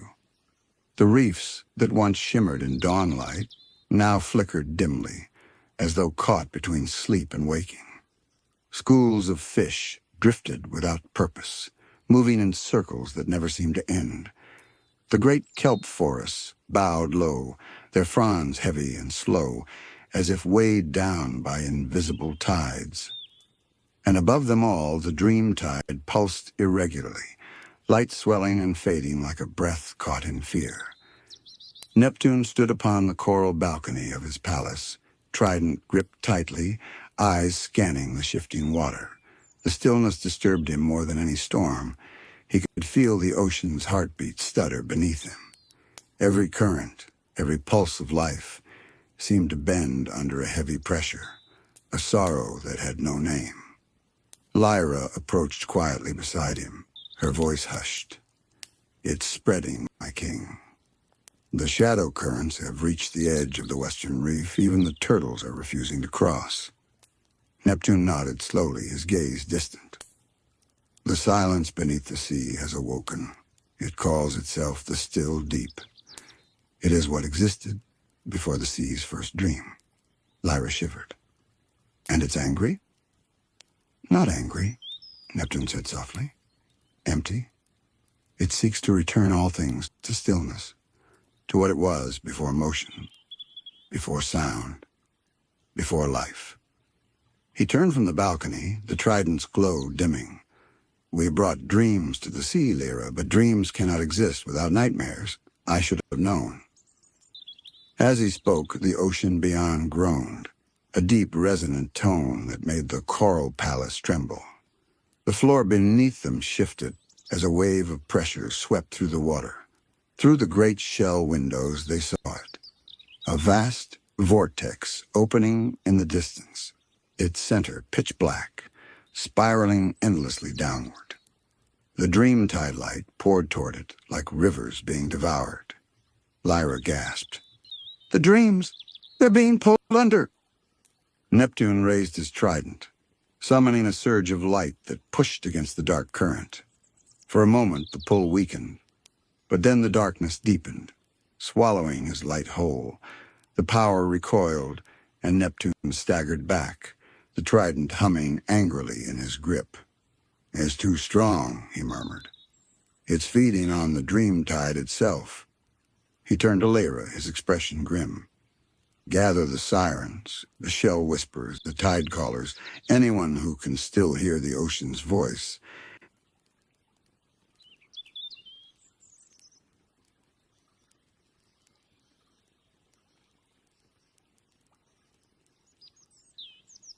Tell them to come to the throne hall. We will face this together." Lyra nodded and darted away, her fins flashing silver as she vanished through the corridor. Alone again, Neptune looked toward the horizon. The water no longer shimmered. It twisted, distorted, turning shades of black and green as shadow met light. He could feel the sorrow of his people rising through the waves, their confusion, their fear. The very currents that once carried song now carried silence. He clenched his jaw. "You will not take my sea," he whispered to the unseen voice that lingered in the dark. But the sea answered back. A whisper, low and smooth, slid through the currents around him. "Your sea? You are its dream, Neptune. When you fade, it will remember what it was before you." The voice rippled away before he could respond, leaving the water colder than before. Moments later, the council gathered. The great hall was dim, the coral lanterns struggling to hold their glow. The air was thick with unease. Creatures from every corner of the sea had come, some glowing faintly, others cloaked in muted colors. The oldest of the sirens spoke first. "The dreams are unraveling. My songs cannot reach the surface anymore. When I sing, the water answers in echoes that are not mine." A tide caller added, "The moon's pull feels wrong. The tides rise without reason. The stars above no longer reflect true." Neptune listened silently, the trident resting across his knees. He felt the pulse of the ocean through it, a rhythm broken, gasping. Then he stood, his voice calm but steady. "We cannot fight this as we have fought storms or beasts. This shadow is not born of anger, it is born of memory. It is the ocean, remembering what it was before sound. To defeat it, we must remind it what it became after." Lyra tilted her head. "You mean we must show it life?" "Yes," Neptune said. "Dreams, songs, motion, all that the sea has learned to be." The hall murmured uncertainly. One of the shell whisperers stepped forward, clutching a small spiral shell glowing faintly blue. "If the darkness feeds on dreams, won't it grow stronger when we summon them?" Neptune nodded slowly. "Perhaps. But dreams are not only softness, they hold strength too. The strength to change. We must gather every dream we can and bind them to the coral throne. From there, the ocean's heart can pulse again." A hush fell. The plan was dangerous. The coral throne, the seat of Neptune's power, would have to absorb all the sea's light to channel it. If it failed, the dream tide could collapse completely, leaving nothing but the stillness. But they all knew there was no other way. "Begin the summoning," Neptune ordered. "Every dream, every song, every current that still carries warmth, bring it to me." As his council dispersed, the sea began to move once more, not with calm, but with purpose. From the farthest corners of the ocean, glimmers of light began to drift toward the coral palace, small at first, then growing brighter. Each light was a dream, a memory, a fragment of life that refused to fade. Neptune stood before his throne as they gathered around him. The lights swirled like galaxies in the water, fish streams, coral memories, the whispers of tides long past. He felt their warmth, their longing, their trust. Then deep beneath the palace, the shadows stirred again. The still deep had felt their movement. The ocean's floor began to quake, and far below, a single colossal eye opened, black as the abyss, rimmed with faint silver, reflecting the dream tide's glow like a mockery of the moon. And with that awakening, the first true storm began. The Tempest of Shadows had arrived. The storm began not with thunder, but with silence. A silence so deep that even the waves forgot how to move. For a long, breathless moment, the entire ocean seemed to hold still, every current frozen, every song unfinished, as if the world were waiting for something terrible to take its first breath. And then it came. The water erupted in sound, a low, guttural roar that rose from the deepest trench and split the sea from within. The currents twisted violently, slamming through coral towers and uprooting entire forests of kelp. From the horizon, black spirals surged upward like smoke in water, spreading outward until the whole sea darkened. Neptune stood in the heart of it, his trident blazing like a shard of the moon. Around him, the palace trembled, its coral pillars bending beneath the pull of opposing tides. "The dream tide's heart is collapsing!" Lyra shouted above the chaos, holding onto a column as the current tried to drag her away. "It's being torn apart by the still deep's pull!" Neptune braced himself and slammed the trident into the palace floor. A surge of silver light burst outward, pushing back the rushing current. The water around him cleared for a moment enough to see the vast shadow spreading beneath the palace. It was no longer just a shape. It was alive. The still deep rose like a living storm, a vast, formless mass of darkness that twisted through the sea like smoke and water intertwined. Its voice rumbled through every drop of the ocean, not spoken in words, but felt like the memory of thunder vibrating inside the bones of the world. "You should have let the sea sleep, Neptune."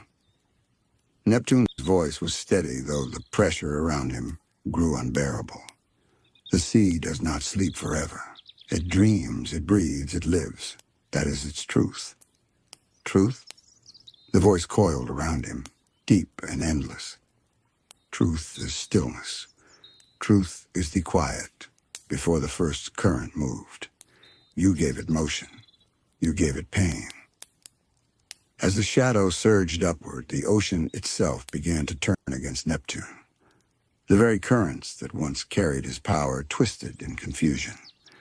The dream tide's glow flickered violently, turning from silver to gray, then to a strange, sickly green. Lyra tried to reach him, but the pressure forced her back. "My king, the dreams, they're unraveling. They can't hold together." Neptune closed his eyes. He could feel it, too, the dreams dissolving into fragments, the delicate balance between memory and motion breaking apart. The songs of the whales, the laughter of mer children, the soft hum of coral all fading into silence. But beneath that silence, something else began to stir. Not darkness, not despair, something alive. It was faint, like a heartbeat hidden within the storm. The rhythm of the ocean itself, the pulse that had existed since the first drop of water met the first breath of wind. Neptune opened his eyes. "No," he said quietly. "It's not pain. It's change." He raised his trident high, and the dream tide responded. Though dim, it gathered itself around him in a trembling halo of light. "The sea is not meant to be perfect," he said to the darkness. "It is meant to move, to remember, to become." The still deep let out a sound, not a roar, but a deep, bitter laugh that shook the water, then let it become its own undoing. From the abyss below, the shadow surged upward, wrapping around the coral palace like a serpent of black mist. Coral cracked. Towers crumbled. The dream tide shuddered violently, breaking into streams of drifting light. Lyra screamed as a wall of dark water tore through the hall, throwing her across the chamber. Neptune turned, summoning a wave of light to shield her. The trident blazed with every ounce of his strength, silver beams cutting through the darkness like lightning beneath the sea. For a moment it worked. The darkness faltered. The water brightened, and the swirling current slowed. But then, from the very heart of the shadow, a figure began to take shape, faint at first, then solid. It looked almost like Neptune. Tall, regal, but hollow a form sculpted from darkness and memory, its eyes two empty voids where light refused to exist. When it spoke, its voice was Neptune's own, but twisted, deeper, colder, stripped of mercy.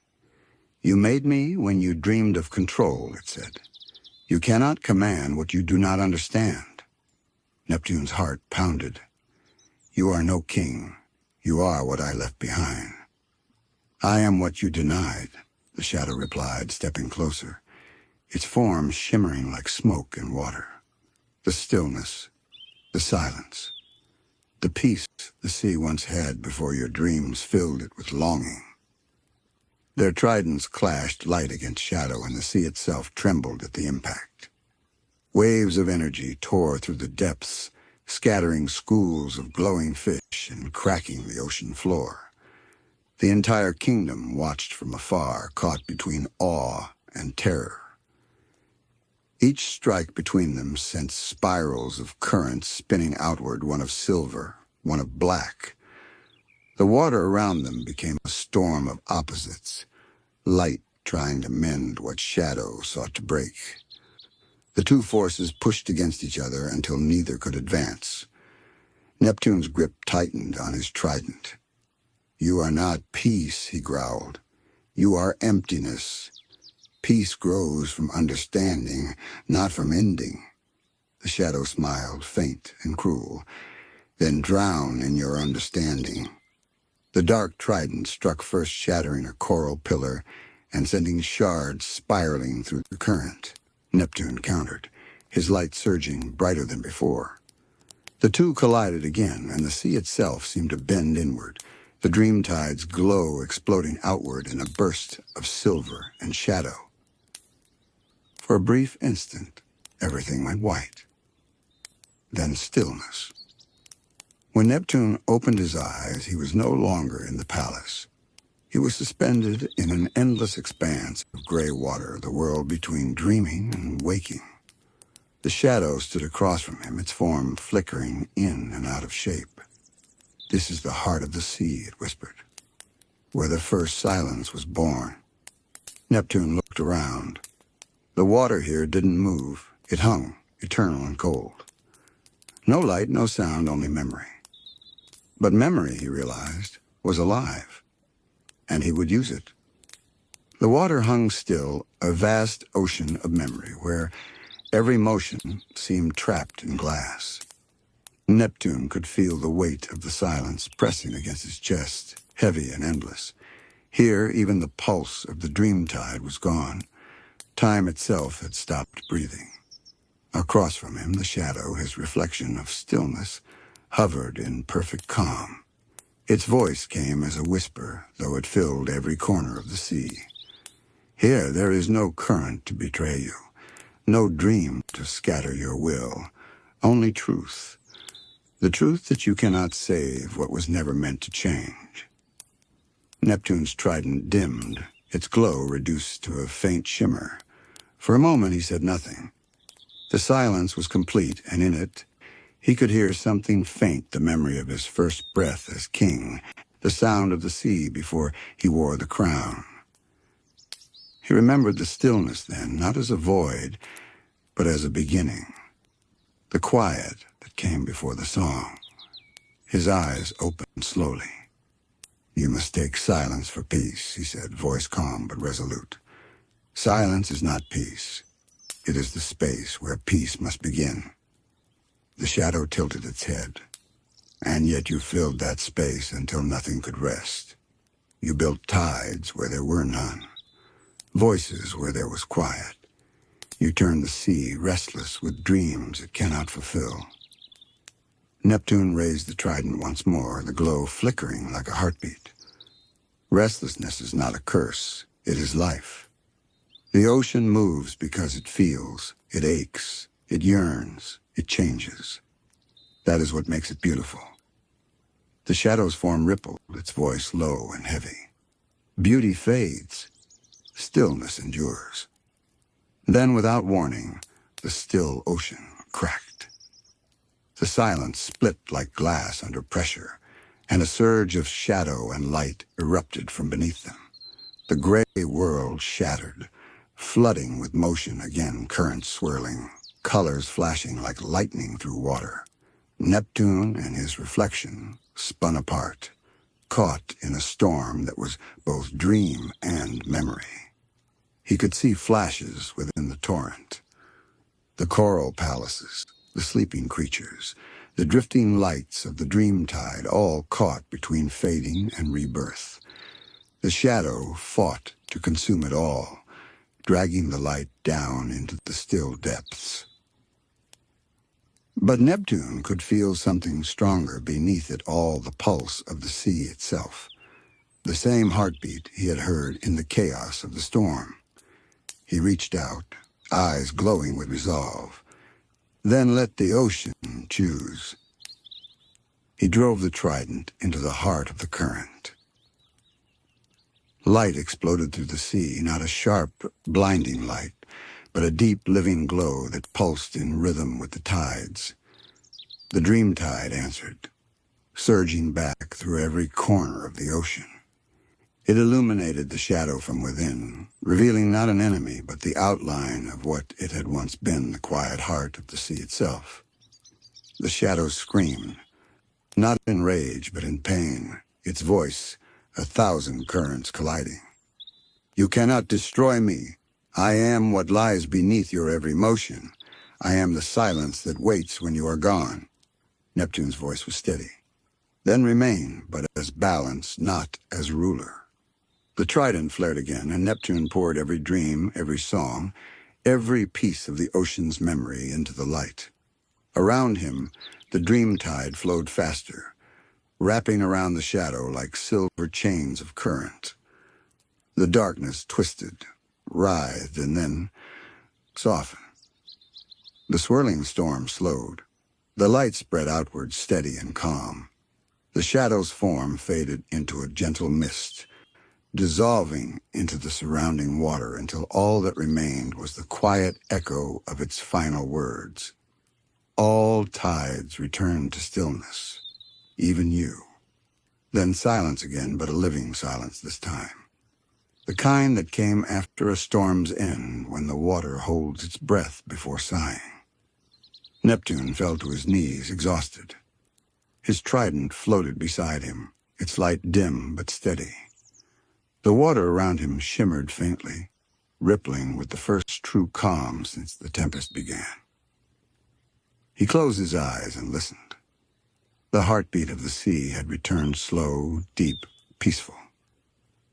Moments later, when Neptune opened his eyes, he was back in the coral palace. The halls were cracked and dim, but they still stood. Lyra floated near him, eyes wide and tearful. "My king, you're alive." He smiled faintly. "So is the sea." She helped him to his feet as the heat of the dream tide slowly began to return. It flowed through the palace windows, gentle and silver once more, not as bright as before, but softer, steadier. Lyra looked around, whispering, "The shadows, they're gone." Neptune shook his head slightly. "No, they are part of us now. Beneath every wave, beneath every song, the sea still remembers the silence. It's what keeps our dreams from drifting too far." He turned toward the window, watching as the ocean outside began to heal. The reefs glowed again, faintly golden. Schools of fish returned, moving in slow harmony. Even the great whales sang once more, their voices echoing through the renewed current. Lyra asked quietly, was it worth it giving the sea dreams, knowing it would wake the shadows too? Neptune's eyes softened. Dreams and shadows share the same source. You cannot have one without the other. To know peace, the sea must also remember stillness. He raised the trident one last time, and the dream tide shimmered across the horizon, a vast, glowing river of memory and motion. It spread through every corner of the sea, touching even the deepest trench where the still deep once slept. There the darkness no longer pulsed with hunger. It rested at last, in quiet balance. And above it all, the moon cast its reflection, a silver crown across the water. Neptune watched it with calm eyes, feeling the gentle pull of the tides that he now truly understood. The ocean, he whispered, does not seek to be free of silence. It seeks to dance with it. Lyra smiled faintly beside him. Then may it never stop dancing.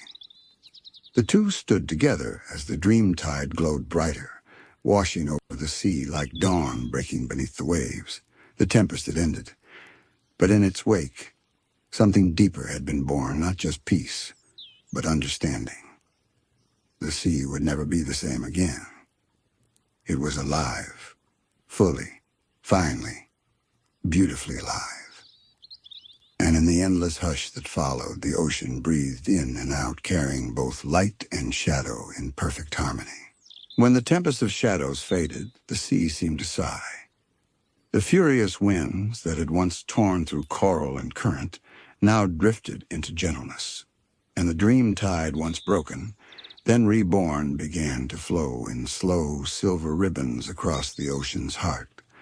The great palace of coral and pearl stood half in ruin, but wholly alive, glowing softly beneath the moonlit surface. For days, the ocean slept.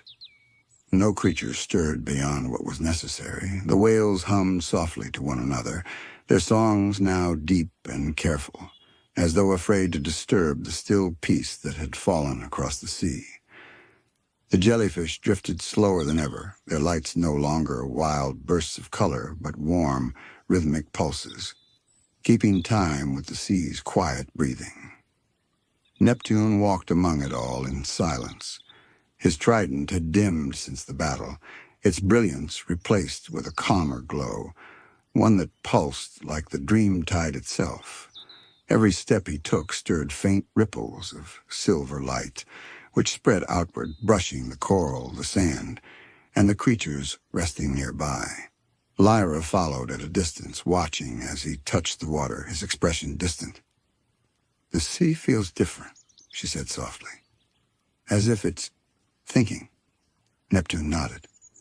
"It is. The ocean remembers what happened. Every current, every dream carries the echo of the tempest. It's learning how to be whole again." He gazed outward, where the horizon blurred into a soft gradient of blue and light. "For so long, I believed the sea's purpose was to move endlessly, to never rest. But stillness has its own kind of wisdom." They drifted together through the quiet fields of coral, where devastation had once spread cracked pillars, torn anemones, shattered shells. There now grew small sprouts of bioluminescent coral, glowing with new life. The sea had already begun to rebuild itself, not by force, but by patience. Everywhere Neptune looked, he could feel it, the balance. The dream tide did not glow as it once had. It no longer sought to brighten every shadow. Instead, it wove through both dark and light alike, creating a pattern like moonlight over deep water. Dreams flowed now with rest, and rest with dreams. He paused before an old coral spire that had been split during the storm. He placed a hand upon it, and the crack sealed slowly, threads of soft light stitching it whole. The sea heals itself, he murmured, not by erasing what broke, but by remembering it differently. Lyra tilted her head. Do you think the still deep is truly gone? No, Neptune replied, his eyes distant.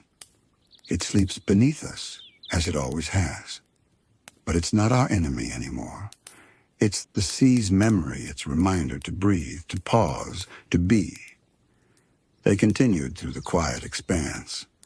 Above, faint shafts of sunlight began to pierce the surface, dappling the world below in shifting gold.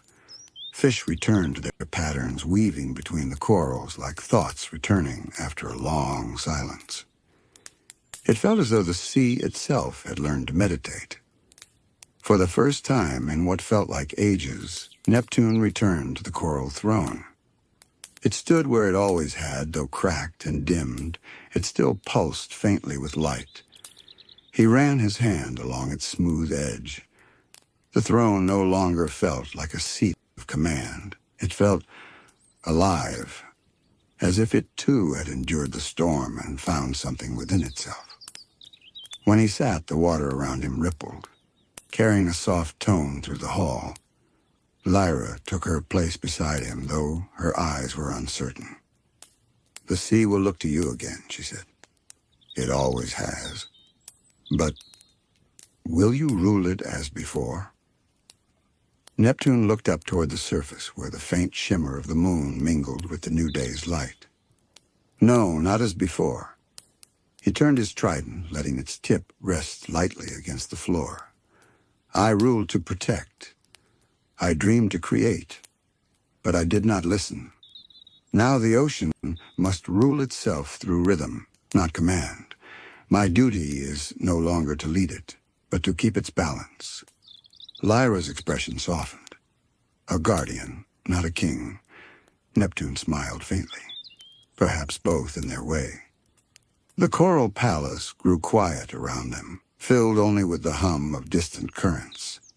Neptune closed his eyes and reached into the water, feeling its pulse deep, slow, steady. He could feel the dream tides flow like a great heartbeat, rising and falling through the world. The sea was dreaming again, but differently now. No longer chasing endless visions, no longer fearing its own shadows, it was dreaming softly as one who knows rest. The eternal calm had begun. Far above, the moon drifted slowly through the sky, its reflection steady upon the water. The stars seemed to lean closer that night, drawn to the ocean's newfound peace. And within the heart of the sea, the dream tide shimmered a living current of memory and motion, of light and dark, intertwined forever. Neptune rose once more and stepped out onto the balcony overlooking the endless expanse. The sight took his breath away. Every ripple of the sea reflected the moonlight like a field of silver fireflies, and in the distance, where the tempest once raged, there now glowed a vast spiral of calm, a slow, endless current that pulsed in perfect rhythm with the trident's faint hum. He whispered, "The sea has found its center." And for the first time in a very long time, Neptune smiled. Days turned into tides. The ocean began to move again. Not in chaos, not in fear, but in rhythm. The dream tide breathed in slow cycles, like the deep inhalation of a sleeping world. Coral gardens that had once fallen to ruin now pulsed faintly with new hues, rose, violet, silver blue.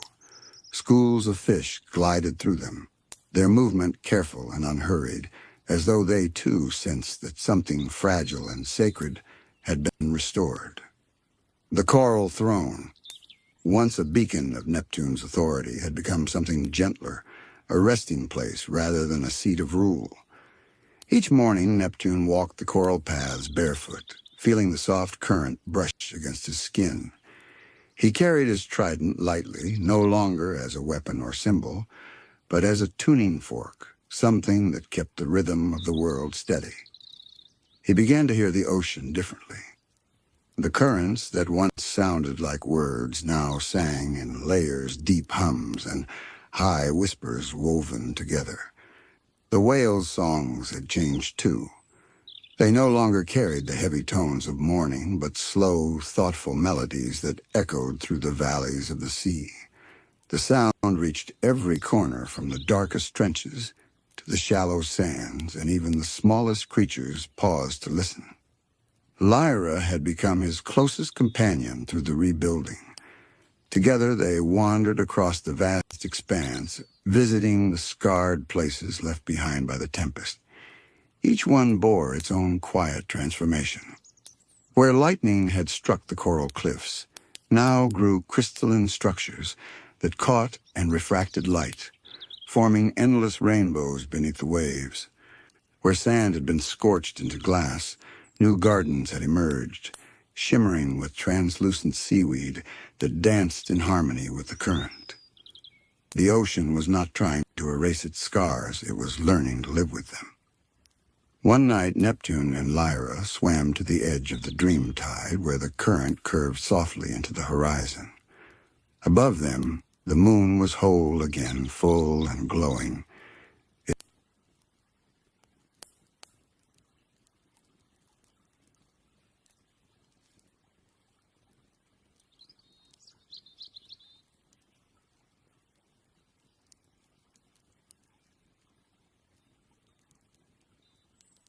Its light poured into the sea like silver silk.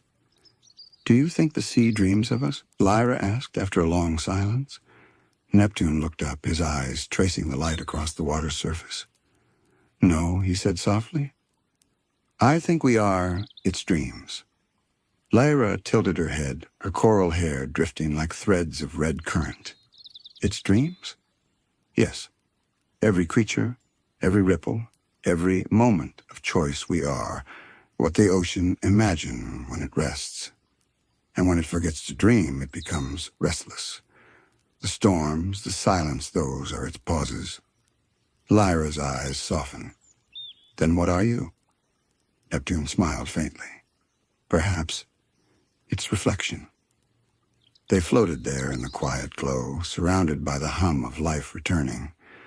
The dream tide shimmered softly round them, spiraling outward into the dark, beyond a gentle heartbeat of motion and stillness intertwined. From time to time, Neptune would close his eyes and listen for the still deep, that dark, endless quiet that had once whispered to him with menace. But now it spoke differently. He could feel it pulsing beneath the sea floor, not as an enemy, but as a balance, the silence that made the ocean's song whole. Without it, the music would be endless noise. The still deep was the pause between waves, the dark space that allowed light to shimmer. He understood now. Even the shadows had purpose. In the days that followed, creatures from all corners of the ocean came to the Coral Palace, not to seek commands or protection, but to share their dreams. The sea turtles told of ancient journeys through sleeping tides. The dolphins described the glowing trails of light they saw beneath the moon.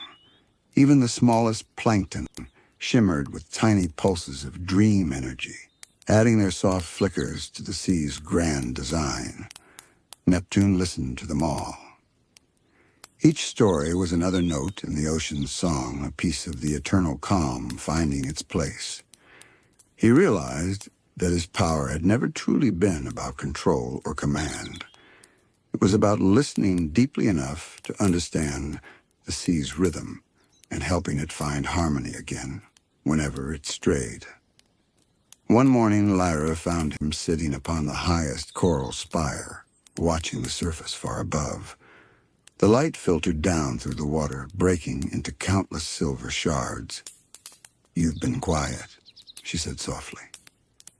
"I've been thinking," he replied, his voice low. "The calm isn't just peace, it's awareness. Every current feels connected, now every wave, every dream, every silence." Lyra floated beside him. "Then your work is done." Neptune turned to her, his expression gentle. The sea never finishes its dreaming. My work will always be to remind it to breathe. For a long time, neither spoke. The world around them shimmered in faint, rhythmic pulses. Above, the surface glowed faintly gold dawn, filtering down from the world above. For the first time, Neptune felt its warmth reach him, soft and deep. It was as though even the sun understood what the sea had become. The eternal calm was not an end. It was a heartbeat, a balance of motion and stillness, of creation and rest, of memory and forgetting. It was the ocean finally breathing in full measure. And within that breath, Neptune could hear it faint, distant but unmistakable, the lullaby of the ocean itself, sung not in words but in waves. Be still and flow, dream and wake. The sea remembers, and so it rests. Neptune closed his eyes and smiled. The ocean no longer needed his command. It had learned to listen to itself. As the days drifted by, the ocean began to hum with new life. Not loud, not hurried, but steady. The eternal calm spread far beyond Neptune's reach, carried by the dream tide into every corner of the sea. The jellyfish of the deep veins began to glow in softer, cooler tones, forming slow-moving constellations beneath the abyss. The turtles that had once hidden during the tempest returned to glide across vast plains of glowing sand. Even the distant creatures of the trench, those who had never seen the light, began to stir and rise closer to the dreamtide's touch, as though the calm itself had awakened something gentle in them.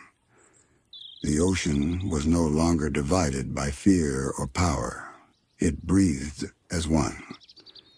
Neptune often found himself walking along the seafloor where the coral was newest, small, pale, and fragile. He would kneel and place his palm against it, feeling the slow rhythm of life expanding within the structure. The coral would pulse softly under his hand, acknowledging his presence with a faint glow. The coral throne had become less of a seat and more of a symbol now. Neptune rarely sat upon it. Instead, he wandered, watched, and listened. The whispers of the sea, once chaotic and pleading, had softened into conversations between current and current, tide and tide. He was not the center of their speech anymore. He was simply a listener, a part of the circle. Lyra often accompanied him. She had grown quieter since the tempest, as though she carried something unspoken in her heart. One evening, as the moon hung low and the water turned to liquid silver, Neptune found her near the whispering shells. The shells had repaired themselves, and now they sang again, faint, rhythmic echoes of the world's breath. "You used to come here before the storm," Neptune said gently. Lyra nodded. "They were my teachers, remember?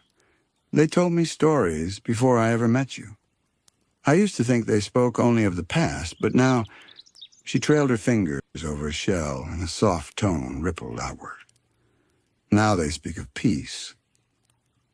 "The sea's memory has changed," Neptune said. "It no longer clings to pain. It has learned how to rest without forgetting." Lyra smiled faintly. "And you've changed with it?" He looked at her, his expression thoughtful. "I think I've remembered who I was before I was king." She tilted her head. "And who was that?" Neptune turned his gaze toward the distant light of the dreamtide. "Someone who listened to the sea because he loved it, not because he was bound to rule it. The crown only made me forget that love had to breathe." They stood together for a long while, surrounded by the soft chorus of the whispering shells. Each tone wove into the next, carrying a subtle pattern like the ocean's lullaby, reborn. After a while, Lyra said softly, "What will happen now, Neptune? The calm can't stay forever, can it?" "No," he said, his voice calm. Nothing ever stays forever. The waves will rise again. The tides will shift. But when they do, the sea will remember how to rest between storms. He turned to her, his eyes deep as the trench. That is what balance means. The calm isn't the end of motion. It's the rhythm between all things. Lyra nodded slowly, understanding. Like breathing. Exactly. They both fell silent, letting the water move around them. The dream tide shimmered faintly nearby, its current slow and graceful. It was no longer wild or unpredictable. It moved with the ease of something that understood its own purpose. Neptune lifted his trident and touched its tip lightly to the seafloor. From the point of contact, a ripple of light spread outward in every direction, a reminder, a gentle pulse through the calm. The light passed through coral, sand, and shell, reaching even the deepest parts of the sea. It was not command, it was connection. Every creature that felt it paused for a moment. The whales turned in slow arcs, the crabs froze mid-step, and even the smallest plankton shimmered in rhythm. The sea pulsed once deeply, and then all was still again. Lyra looked at him. You just spoke to the entire ocean. Neptune smiled faintly. No, I just listened deeply enough that it spoke back. The water grew quieter after that, as if listening to its own echo. The coral throne pulsed faintly into the distance. The whispering shells continued their song, and the dream tide swirled around them, glowing like breath made visible. Neptune turned to the horizon, the endless shadowy stretch where the ocean met the unknown. The eternal calm isn't about silence, he said at last. It's about knowing that peace can live beside movement, that the sea can hold both light and dark and still remain whole. Lyra nodded, her voice barely a whisper. And you, Neptune, will you stay? He looked down at his trident, its glow now soft and faint, and then back at the endless deep. For now, he said, until the sea no longer needs me to remind it of its song. He smiled then, a quiet, genuine thing that glimmered like moonlight over still water. When that day comes, I'll rest too. And in that moment, the entire ocean seemed to breathe with him, one deep, slow exhale that sent ripples of silver light through every corner of the sea. The eternal calm continued. Not as an end, but as a living rhythm, a promise whispered in every wave, carried through every dream. In the days that followed, the calm deepened not as silence, but as harmony. The ocean no longer trembled with storms or shadows. Its pulse was steady, like the slow rhythm of a sleeping heart. Coral forests swayed in unity, each branch glowing faintly with the rhythm of the dream tide. The sea had learned to dream without fear and to wake without pain. Neptune wandered through this new world in quiet awe. Every corner of the sea seemed changed, yet familiar, as if the ocean had been reborn with memory intact. The creatures moved differently now. The sharks glided slower, their edges soft with light. The dolphins played without stirring chaos. Even the sea serpents that once hid in the trench rose to bask in the gentle radiance, curling their vast bodies through the dream tide like ribbons of dusk. One morning, Neptune swam beyond the coral palace, past the glowing plains and the singing shells, toward the place where the ocean met the edge of light. There he found the old boundary, the veil between dream and waking, where the still deep had once whispered its temptations. Now it was quiet, not gone, but peaceful, as if the silence itself had found rest. He hovered there for a long while, listening. The water was thick with quiet energy, a slow vibration that felt almost like breathing. You waited here once, a familiar voice said behind him. Neptune turned and saw Lyra, her coral hair drifting softly around her shoulders. "I did," he said. "I used to think that if I could reach beyond this point, I'd find something greater, a deeper truth, or power." Lyra smiled. "And did you?" He looked back toward the shifting shimmer of the horizon. "Yes, but not there. I found it here in the silence that followed." They floated side by side, watching as the light from the dream tide slowly blended into the dark. The border between them no longer felt like a wall, but a meeting, two halves breathing together. Lyra's eyes softened. "The still deep isn't your enemy anymore." "No," Neptune said. "It never was. It was my reflection and my own restlessness, my own longing to be more than I was." He looked down at his hands, the trident faintly glowing beside him. "When I stopped fighting it, it stopped needing to fight me." Lyra drifted closer, her voice quiet as current. "What happens now?" Neptune closed his eyes and let the water move around him. "Now the sea dreams. It grows. It remembers. And someday, when it forgets this calm, when the tides rise again, I hope it remembers the rhythm we've built here." They were quiet for a while, listening to the hum of the dream tide as it circled through the abyss. Then from far away came a sound. A soft echo, not a voice, not a word, but something older. The ocean itself was singing again.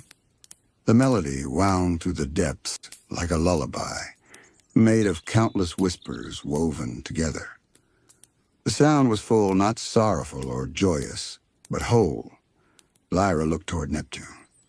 "The sea is singing to you." He smiled faintly. "No, it's singing to itself."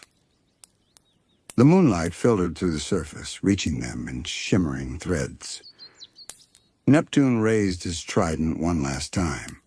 Its glow flickered, not bright, but calm, a quiet radiance that pulsed in rhythm with the dream tide. He lowered it slowly, pressing its base into the sand. The light spread outward, not as power, but as connection, a web of gentle illumination that wove through the coral, the shells, the fish, and the farthest currents. Every living thing seemed to exhale at once, as though the entire ocean shared a single breath. Then the light faded. The trident dimmed, its glow settling into a soft pulse at its core. Neptune set it beside the coral spire and stepped back. "The sea doesn't need a king anymore," he said quietly. Lyra watched him, her eyes shimmering. "Then what will you be?" Neptune looked out at the horizon, at the endless shimmer where dream and deep met. His voice was almost a whisper, a ripple. And with that he turned and began to walk across the seafloor. Each step left behind a faint silver print that slowly dissolved into the current. He passed through coral gardens between glowing arches, past schools of resting fish and spiraling shells. Every creature turned slightly as he passed, not in fear or worship, but in acknowledgement. He reached the open expanse at last, where the seafloor faded into infinite blue. Lyra followed a few paces behind, but then stopped. She understood. Neptune looked back once, and the faintest smile crossed his face. Then, with a slow breath, he rose upward into the shafts of moonlight that poured through the ocean's ceiling. His form shimmered as he ascended, becoming less solid, more like light and current. When he reached the surface, he did not break it. He dissolved into it, into the moon's reflection, into the rhythm of the tide, into the heartbeat of the calm. The ocean breathed once more. A long, slow exhale rippled through every depth, and with it came the soft song of the dream tide, carrying his presence across eternity. Lyra stood beneath the light, her eyes closed. The whispering shells began to hum, and in their song she heard his voice not as words but as warmth. Be still and flow, dream and wake. The sea remembers, and so do I. The coral palace glowed faintly in the distance. The dream tide circled it gently, its pattern steady, eternal. The ocean slept not in silence, but in balance. And so it would remain, long after the crown had sunk beneath the sands and the king had become part of the current, the ocean's first dreamer, the keeper of its rhythm, forever resting in the heart of the eternal calm.